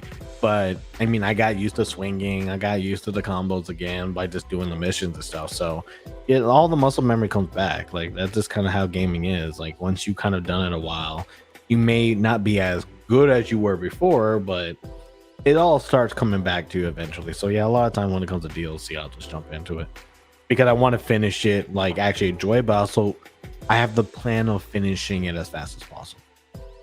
Okay, I feel you. Yeah, like it's one of those things where I wish it can continue, but like even Pokemon, like I was really trying to speed up the Shield and Sword DLC. Like, I still need to do the last part, but the only thing that was keeping me playing was because I needed to catch all the Pokemon. That was kind of the only thing that was stopping me from gotta catch them all. Well, I mean, A is the point, but B is like one of those things where the main story of it was short, and it wasn't really if anything, the only thing that you got out of it was the new Pokemon that was in the story mode. Outside of that, it wasn't really adding anything else as far as content. Like, Pokemon were there, go catch them, and that's the only reason why I played it as long as I did. Speaking of Pokemon, I think they should have put the anime series in this one. No, it wouldn't even. Just I would find joke. I would have preferred it over Cuphead as a nominee. Yeah, but then they had to be very specific, like very much the last thing that happened. Everything else, no, don't worry about all that. I was like, what about Journeys? No, don't worry about all that. Like, I don't. No, yeah. All the other episodes don't matter. Just the one. It's like that's how it would have been. It's all like all of Cyberpunk, all of Arcane, all of Uncharted, episode 1095 of Pokemon Journeys. They would have to be very specific. Like, I mean, like the whole show, because it's been running for a long time. Like, no. We only care about the one thing that mattered, the one thing that everybody showed at Times Square. They could have adjusted the newest season as it is in anime. I mean, yeah, but it didn't come out in America, so like it's just one of those things where it's like, yeah, it happened, but it wasn't happening in the right place. Yeah, so. I know. But yeah, it would have been. I do agree though. Like that one episode would have been better than all of Cuphead. But I just think, like I said, unfortunately, like I don't know, Cuphead just didn't do it for me. Like I guess I hate it. Someone else in chat or anybody else who's watching, they can try to tell me if they liked it, but I'll just kind of like, I was expecting a lot more than what I thought, especially with the rating that it had. Yeah. So, one thing I do want to bring up that what's it called? We haven't gone over. Are you excited for Death Stranding 2? No. Okay. I'll be honest. It's it was one of those games that I was gonna buy the collector's edition for the sake of the collector's edition. You wanted the baby? Like, no, this is beyond stupid. Like, I just don't care about. Like, there's nothing about this game that I care about. And I'm also not like the biggest PC nerd. That's like, oh, I gotta play it on PC to kind of get the best walking simulator I can get.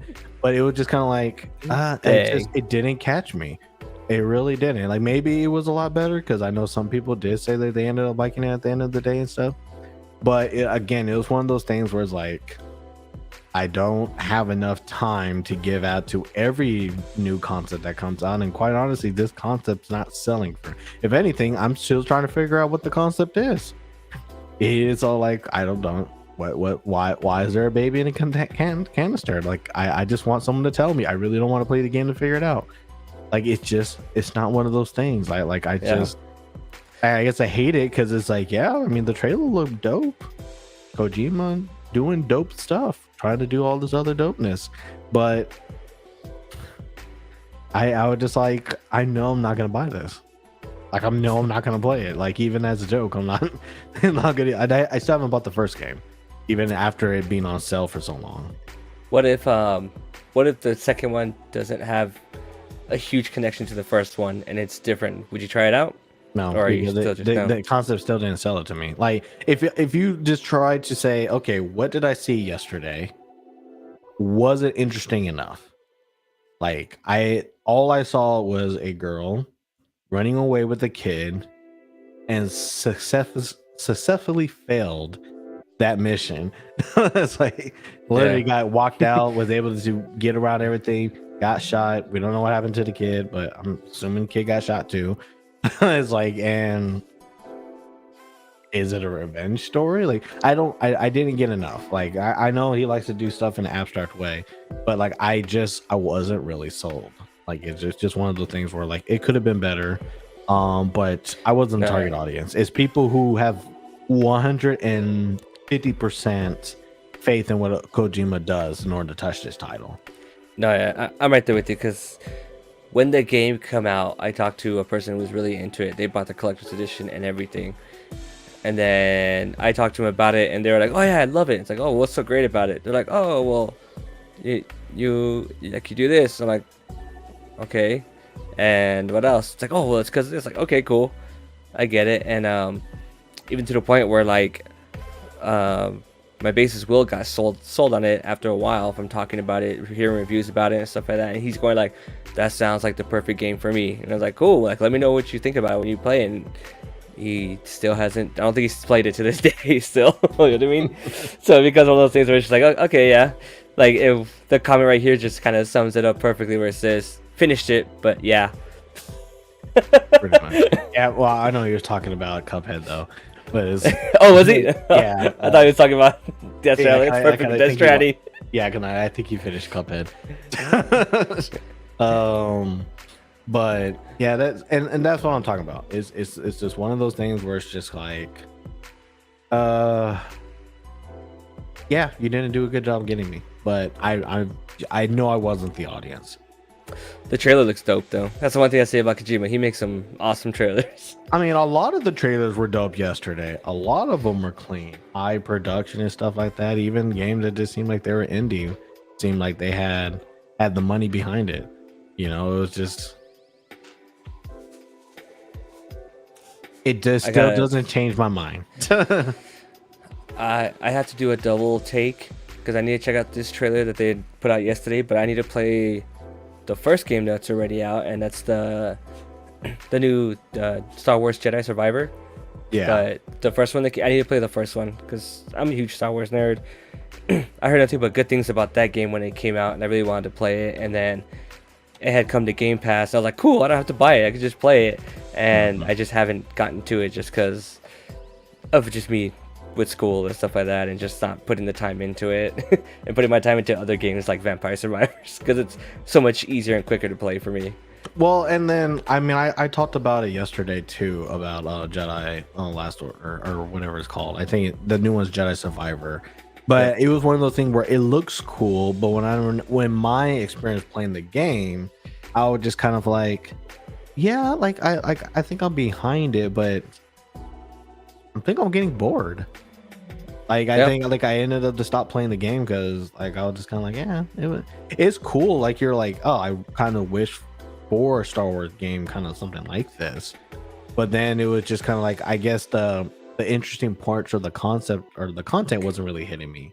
And yeah, and then it ended up just kind of being like you go to a stage and you got to go do something and get to the end of it. You have a lifesaver, so it's not like anybody's gonna be able to stop you. It's like anything that they do, shoot at you, ting ting ting ting.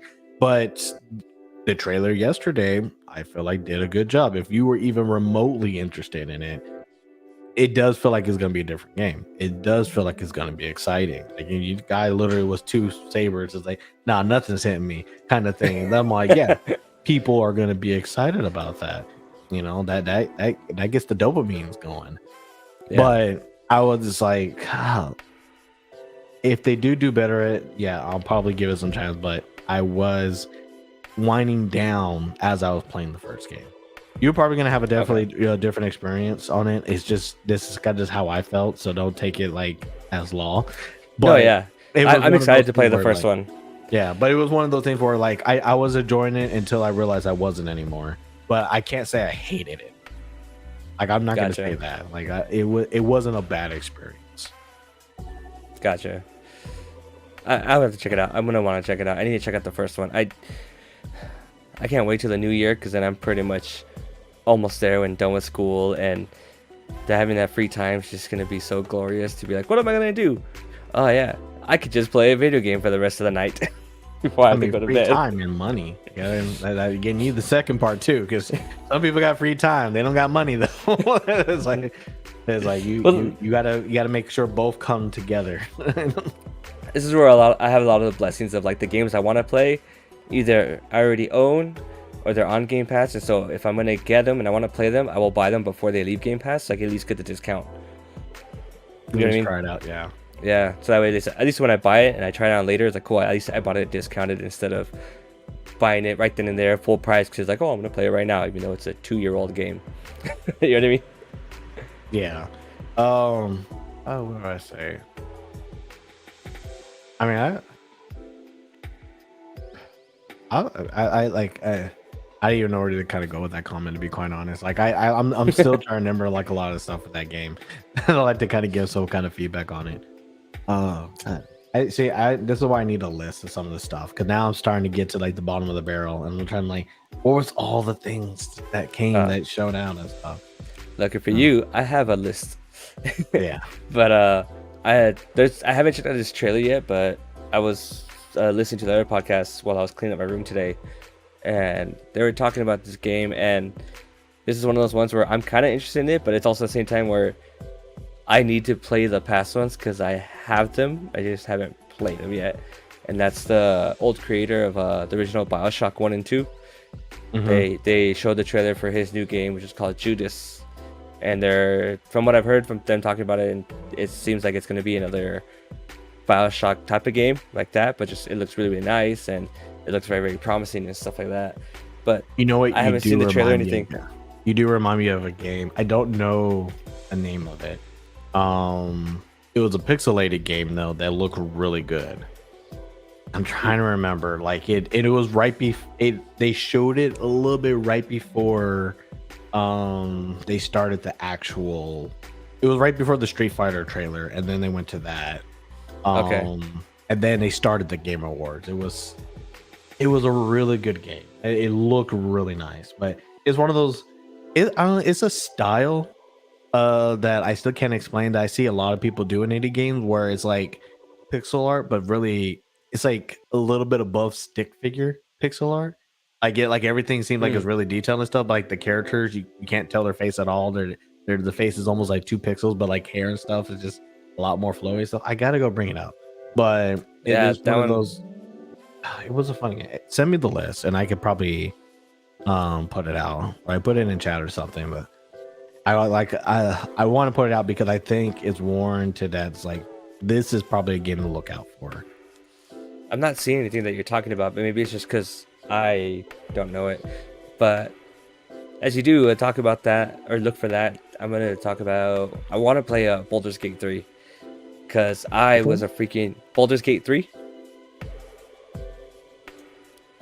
It's one of those fantasy ones that we were watching that I got Yeah. excited about, but you were like, okay, well, I wonder what it is. But it's kind of like I don't know how this game is gonna fully play out, but I remember playing the original Baldur's Gate on like my old parents' PC and stuff like that back in the day, and I was in love with that game at a age where I had no idea what was going on, but the gameplay was so fun because it was just very old school. It was kind of like Diablo-esque, but yeah, it's a top-down view and stuff like that. But then it's very, very RPG like. So like you I think walk I do around, you click remember to it. walk around and stuff like that, and then you fight your things. You go into a turn-based battle type of situation sometimes, and so I'm really, really excited to see because Baldur's Gate was one of those ones where I really liked the lore that was in it and stuff as I was playing the game when I was little. Like it's that type of fantasy for some reason just hit me well. I really enjoyed it. Kind of reminds me of like a Magic the Gathering if it was in real life type of fantasy world where you have these cool creatures, things like that and stuff. So I vibe with it a lot, and so I really want to see how this game comes out and how it plays and see. I'm hoping it kind of hits me in a way where I'm like, oh dude, this is awesome. I can't wait for this. This is amazing and stuff like that. Like this is hitting exactly the fantasy because I'm not the biggest fantasy person, but there is some fantasy stuff that just tickles my funny bone so well. And Baldur's Gate 3 coming out, given the time that it's been given to do and come out, I can't wait. What did you think of Warhammer? I want to play it. I personally get scared of the Warhammer theme being behind it. Like I'm afraid that there's so much lore in Warhammer and so many things that go on in Warhammer. Like they had came out with the Dark Tide just recently, and everyone's been saying that's a really fun game to play and everything. And I kind of want to check it out, but then I kind of go, I'm a little scared too, just because I don't. It's one of those things where I psych myself out and I go, oh no. All right, I did find the game. It's called Replaced. Oh, Um, okay. yeah, That one's been shown before. yeah. I guess like I mean I'm no I'm late to the party, but it was definitely one of those things where it's all like I actually really like what I see, but I see a lot of this particular style in the when it comes to indie. I'll post the link of the trailer in the chat. But it was definitely something that I was like, oh wow, this is kind of crazy. Um, that was good. I thought I should just share with everybody. Yeah. This is one of the things. Yeah. Now I'm all like, now I actually have a full list of stuff that I can kind of reference a little bit stuff. But I was like, oh yeah, they did do Among Us hide and seek. I do remember us talking about that. Yeah, you saw that one because I don't think I was on it yet. Yeah. I was like, I was actually kind of excited for that one. Just like, hey, run. It's like I'm I do excited. like when they actually start doing like new modes for Among Us. Oh yeah, absolutely. Dude, Among Us VR looks so much fun. Like, I want to get a Meta Quest just to play that game specifically. I think it's funny. I at first I thought it was Danny's like mod version of the game at first. Yeah. I thought it was like everyone was playing Danny's version, but it was like, oh no, they actually did make a VR for Among Us. Like, I didn't even know that was even a thing. I was laughing about that. It was like, Are you ever gonna get into VR? I talked about it. Yeah. Because I was thinking of at least getting like the PlayStation one. The new one? Yeah, just because as long as I Did can you put pre-order piece it? of paper on it. No, it's just one of those things where it's like I'm picking the Steam Deck over it as Okay. something, and then I'm also trying to get myself a DDR mat. So I'm already gonna have some like two big things of hardware that I'm trying to like get into. So it's one of those things where like, this is probably more of a gimmick of a gimmick. Like I really do want to own it so that way I can try out stuff like this. And now that I have the actual space to do it, like it is something that I'm like, oh yeah, I definitely want to kind of get into something like this and try it out, because I did. Like when I played Beat Saber for the first time at GDC, I think that's when I actually played it. You know, it was actually pretty fun to just kind of chill out, do the thing, and you know, it's one of those things where you do like to get better at it. But I'm like, yeah, but this comes with the price tag of $350 minimum. Right. And that's not even the best VR that you can get. So are you really putting your money in the right space and blah blah blah? Like it's like yeah, maybe not. Like I was okay with thinking about doing it for PlayStation, because it was like, oh, like I could hook it up to the PS5. I could play it in the media room where it's like dark and everything, has enough space, and you know, I could do all that kind of crazy stuff with it. Like that makes sense. Like it doesn't seem like there's a lot of stuff I got to set up for. Like right now, like if I were to do VR, it'd be like in this room, if anything, because I would need to connect it to something, like to the computer. So Right. I'm very ignorant even how to even play VR. So that's almost like, oh, I think I need a computer or something. Like I think I need to get something.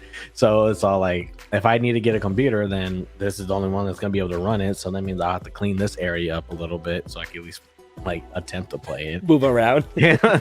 Yeah, so it's just one of those things where it's like I do want to, but I just think priorities just doesn't allow it. I feel you. I think I don't want to get VR until I start seeing enough products come out for it where it's like, okay, I need to get VR. Like I want to play that game and that game and that game, and these foreseeable games coming in the future and stuff like that. That's what really does it for me when it comes to like buying consoles and things like that. And when it comes to games, like I need to see like where I'm gonna get it. Like even when it came to PS5, I was like, okay, like cool, God of War's coming out, Horizon coming out, I can wait.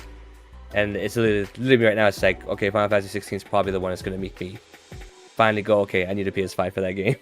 Yeah. I do want your opinion on, what did you think of Hellboy? I haven't seen the trailer for it, Oh, okay. but I'm hoping it's good because I love Hellboy and I am like a huge fan of like the two Hellboy movies that were made and stuff in like the 2000s, stuff like that. I'm about to say Like, the earlier ones or the recent? the earlier ones, the Guillermo del Toro ones. And I'm also like a huge fan of the Guillermo del Toro, which made Death Stranding really sad for me because he's a part of that game, and that game wasn't gonna click for me. I mean, I will say, at least for this one, like it's really playing on how the old comics look, and then trying to find a way to make that work into like a video game setting as like an action beat 'em up. So Yeah. like I think it looks really nice. Or at least concept wise it looks really nice. But like you said, like I wonder how strong the concept really is, because it wasn't just like a random trailer, it was more like a semi gameplay trailer, as well as kind of ease into it and stuff like that. So you're like, okay, I see what they're gonna try to do art wise, but am I going to love it when I'm doing it? Like it looks nice, but am I gonna be like, yeah, man, this is great, I love everything about it, or am I gonna get annoyed? And then Right. is it gonna be like clunky? Is it gonna be fast? Because it did seem like a little clunky. It didn't seem like you were doing a lot of crazy stuff, but I mean, considering the character that you are, I wouldn't You're see you be doing a lot of crazy stuff. you're a big boy. Yeah. So it's one of those things where it's like, that's interesting. I'm here for it, but this is definitely like a try before buy. It's Gotcha. like, I think this is not something that I'm sold yet. Maybe some other stuff will come out. At this moment, I'm not sold. I am rooting for the concept though. I am. This is like staying on topic, but for a new game. I'm kind of disappointed because I didn't know it was announced until today, but that they announced a PC release for Last of Us Part 1. Oh, you didn't see that? No, I didn't see that, and so okay. when I saw it, I was like, sweet. So I literally went to my Steam and like went to go look at it and added my wish list. But it sucks that it doesn't come out till March, because of the show coming out in January. I want to play The Last of Us and finally beat it because I haven't finished it at all. So I was like, this is one of my games on my top list to play this month, to beat it, finish it, and then just that way I can be ready for the freaking show. Seemed like a PS5 probably would have solved that. Yeah, still doesn't. I can play the PS4 version. I have that. Yeah, no, I get what you're trying to say. But yeah, no, there's a lot about it. I guess Fire Emblem Engage did come out enough to where there's already DLC for it.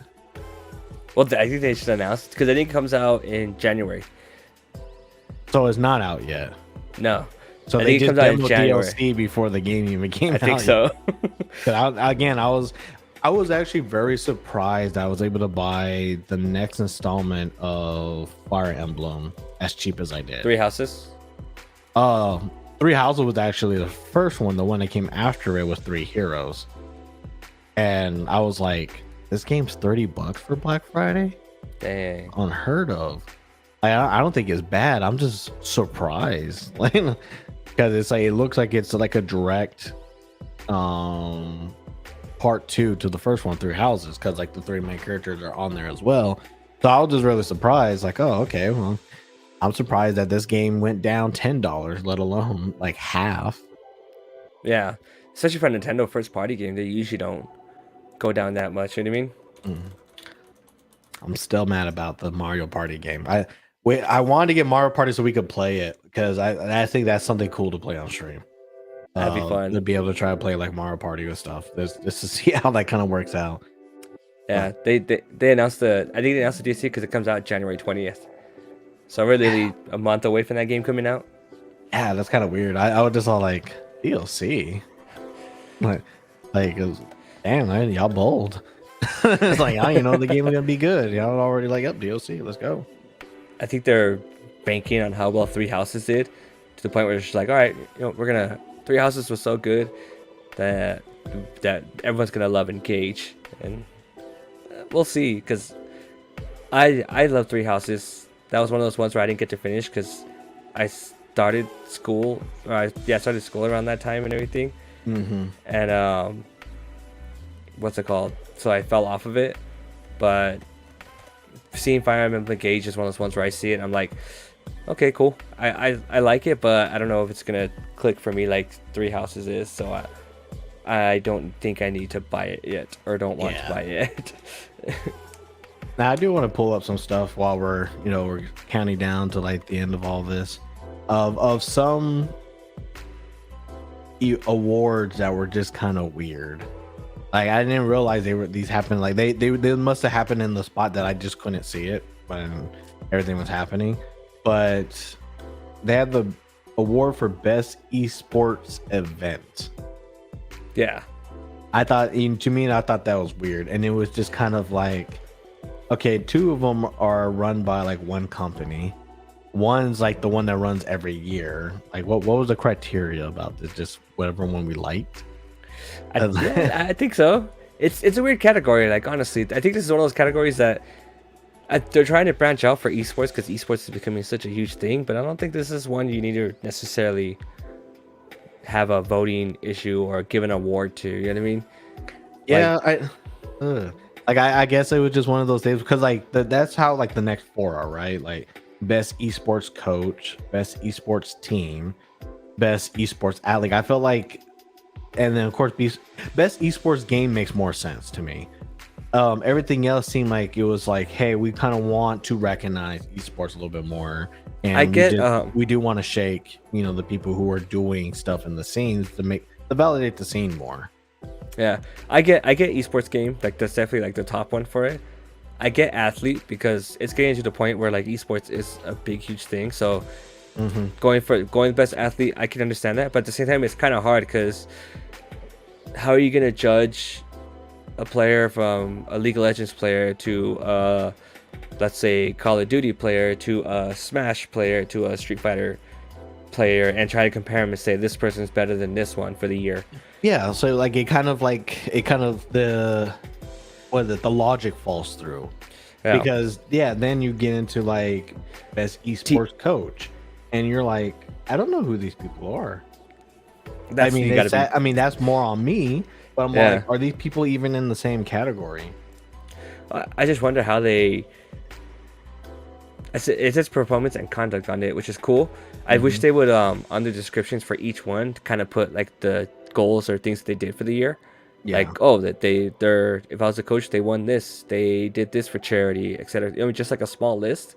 yeah, That way when you want to vote on them, you could go, okay, cool, this is cool, and then you could do more research on them to get a better choice for why they're the best esports coach instead of yeah, just, oh, these guys. Okay, yeah. Because cool. I'm expecting like, hey, where's Moist esports? Like, where's their team? Their team is like on a lot of different stuff. Yeah. It's like, at least I know who they are, and some of these other people, like I know who Faker is because Faker has been in the scene for a while. But like best esports team that won Loud, I have no idea who these people are or The what. team I can understand because for the team wise, for me, it's easy to go because you could just look up these teams if you're voting and go like, oh, well, I'm going to vote for LA Thieves because they won 4 out of 5 of their tournaments. They clearly did better than the rest of them. So yeah, I vote for them.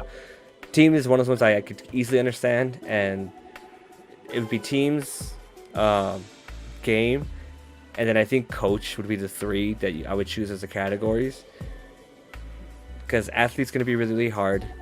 Um, Events really, really hard because, man, like, I know like League of Legends won that one, but I saw nothing but hype about Evo from the Street Fighter tournament. Of like how blow up that went all over the internet and stuff like that compared to the League of Legends one. I think the League of Legends one blew up because of what was at stake at the finals. Because Okay. maybe you didn't see like the kind of commercials and like the kind of lead up to the story, and oh, this guy, he's about to deploy, so this is his last like esport for a while. Like he may not even come back to the scene because like he's like a South Korean player that actually has to go into the military. So Yeah. I kind of let off with that story, and then I kind of let off with Faker's story, who's been really like, this is my last shot. Like I'm getting older. I could be in this game too much longer, and I need another W. I want that W. Like it's just when it comes to like League of Legends, every year they try to kind of put something behind it. They get the promotional material. They get all this other stuff to make you more excited about what's happening and stuff like that. And then when you have creators like Ludwig and Moist Critical and all of them, like also kind of promoting their experience with it, it kind of starts shooting for the stars at that point. Because I know like there was a lot more like content about kind of like everything that was happening around it, even if it was like kind of unrelated. If it happened at the League of Legends thing, then it counts. And so that's why Okay. I guess for me, like it makes sense, but it's also one of the ones that's like the longest standing like event. So it's just kind of like, yeah, I don't know why it's here outside of just patting the back on the people who made it all happen. But like to me, again, like it's more like this is like bias soup, right? It's like Yeah. if you would only really care if you care about the game. Like if you went, like the event has to be amazing for you to be like, oh, I really don't like it, but this was a good event. Like it has to really be amazing to like pass your expectations in that aspect. But Gotcha. the one thing and I'll bring back again, like most anticipated game. That one I'm just like you can't It's give a dumb. award for hype.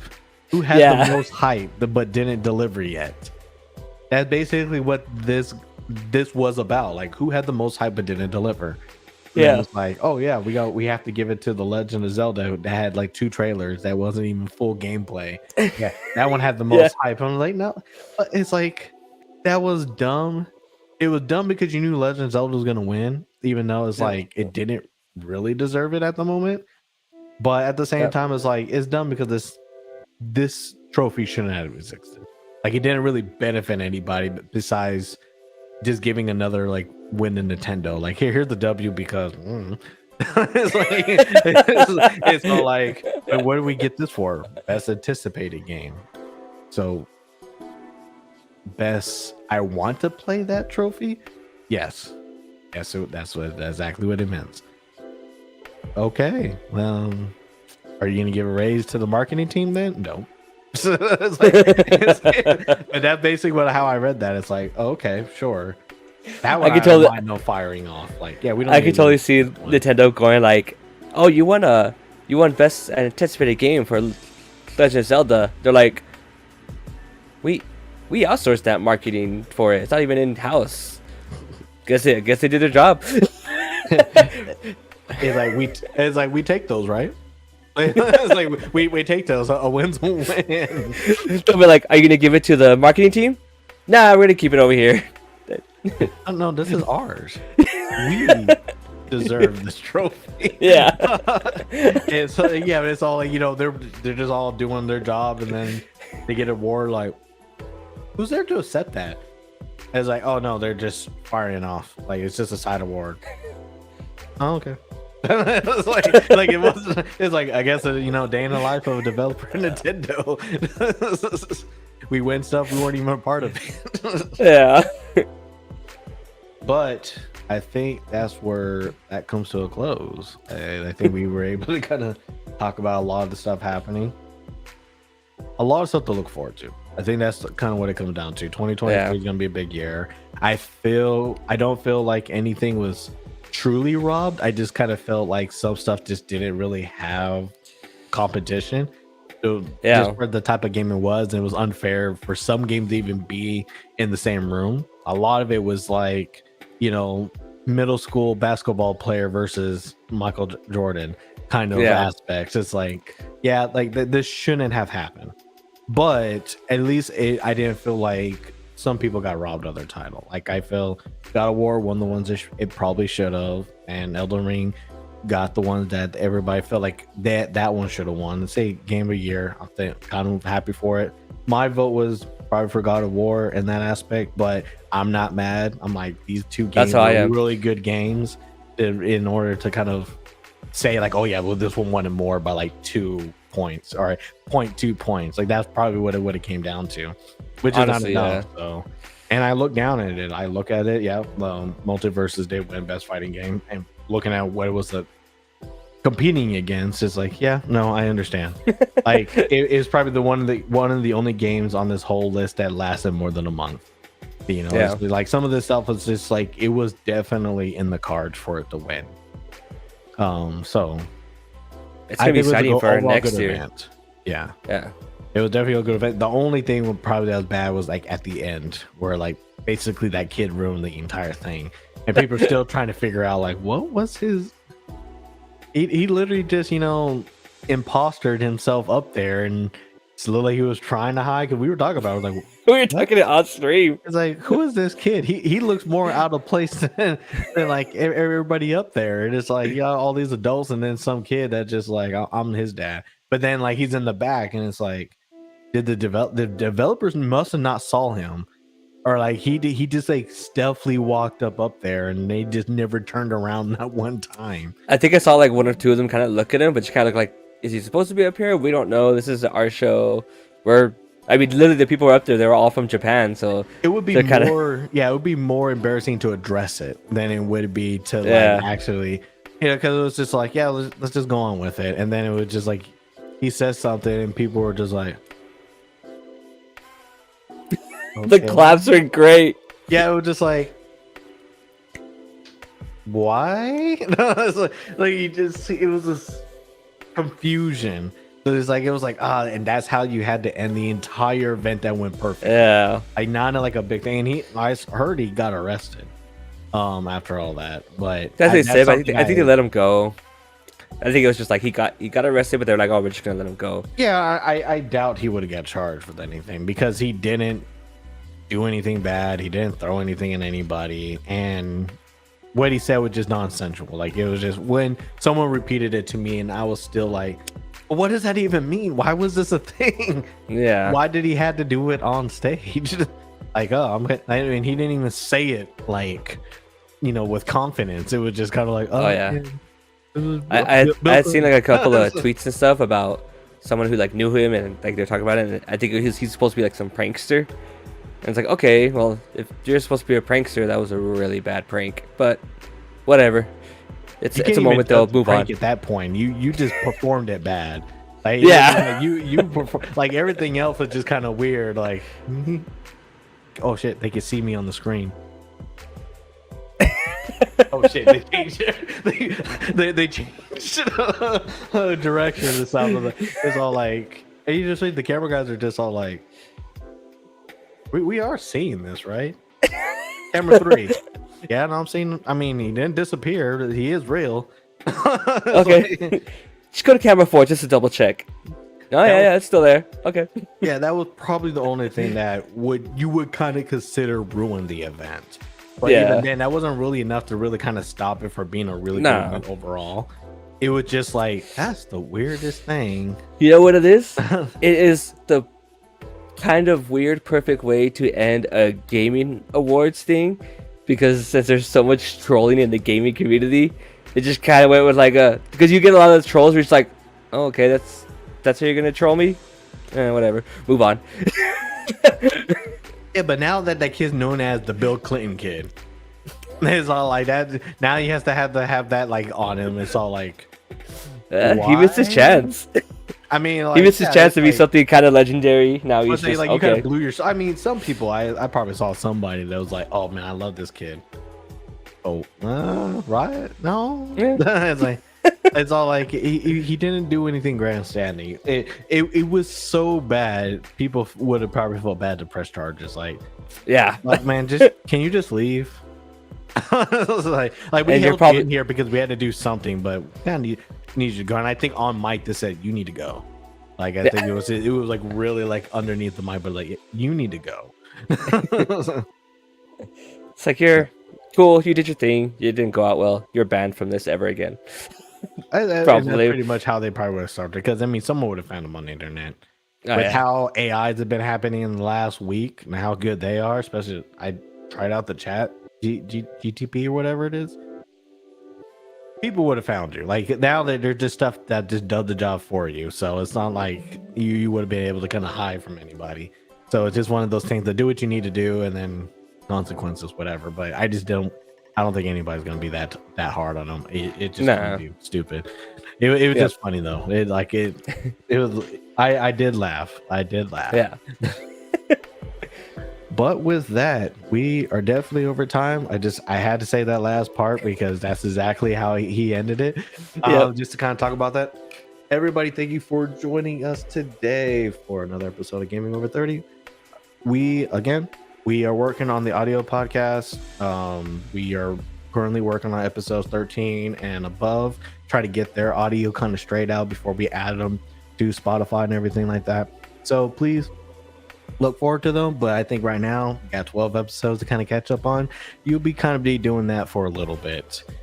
With everything kind of being said, my name is DuShaun Williams. This is our co-host, my friend Christopher Makanda, joining on his opinions and all of his knowledge on the topic. And I don't think there's much else to say, but see you next time.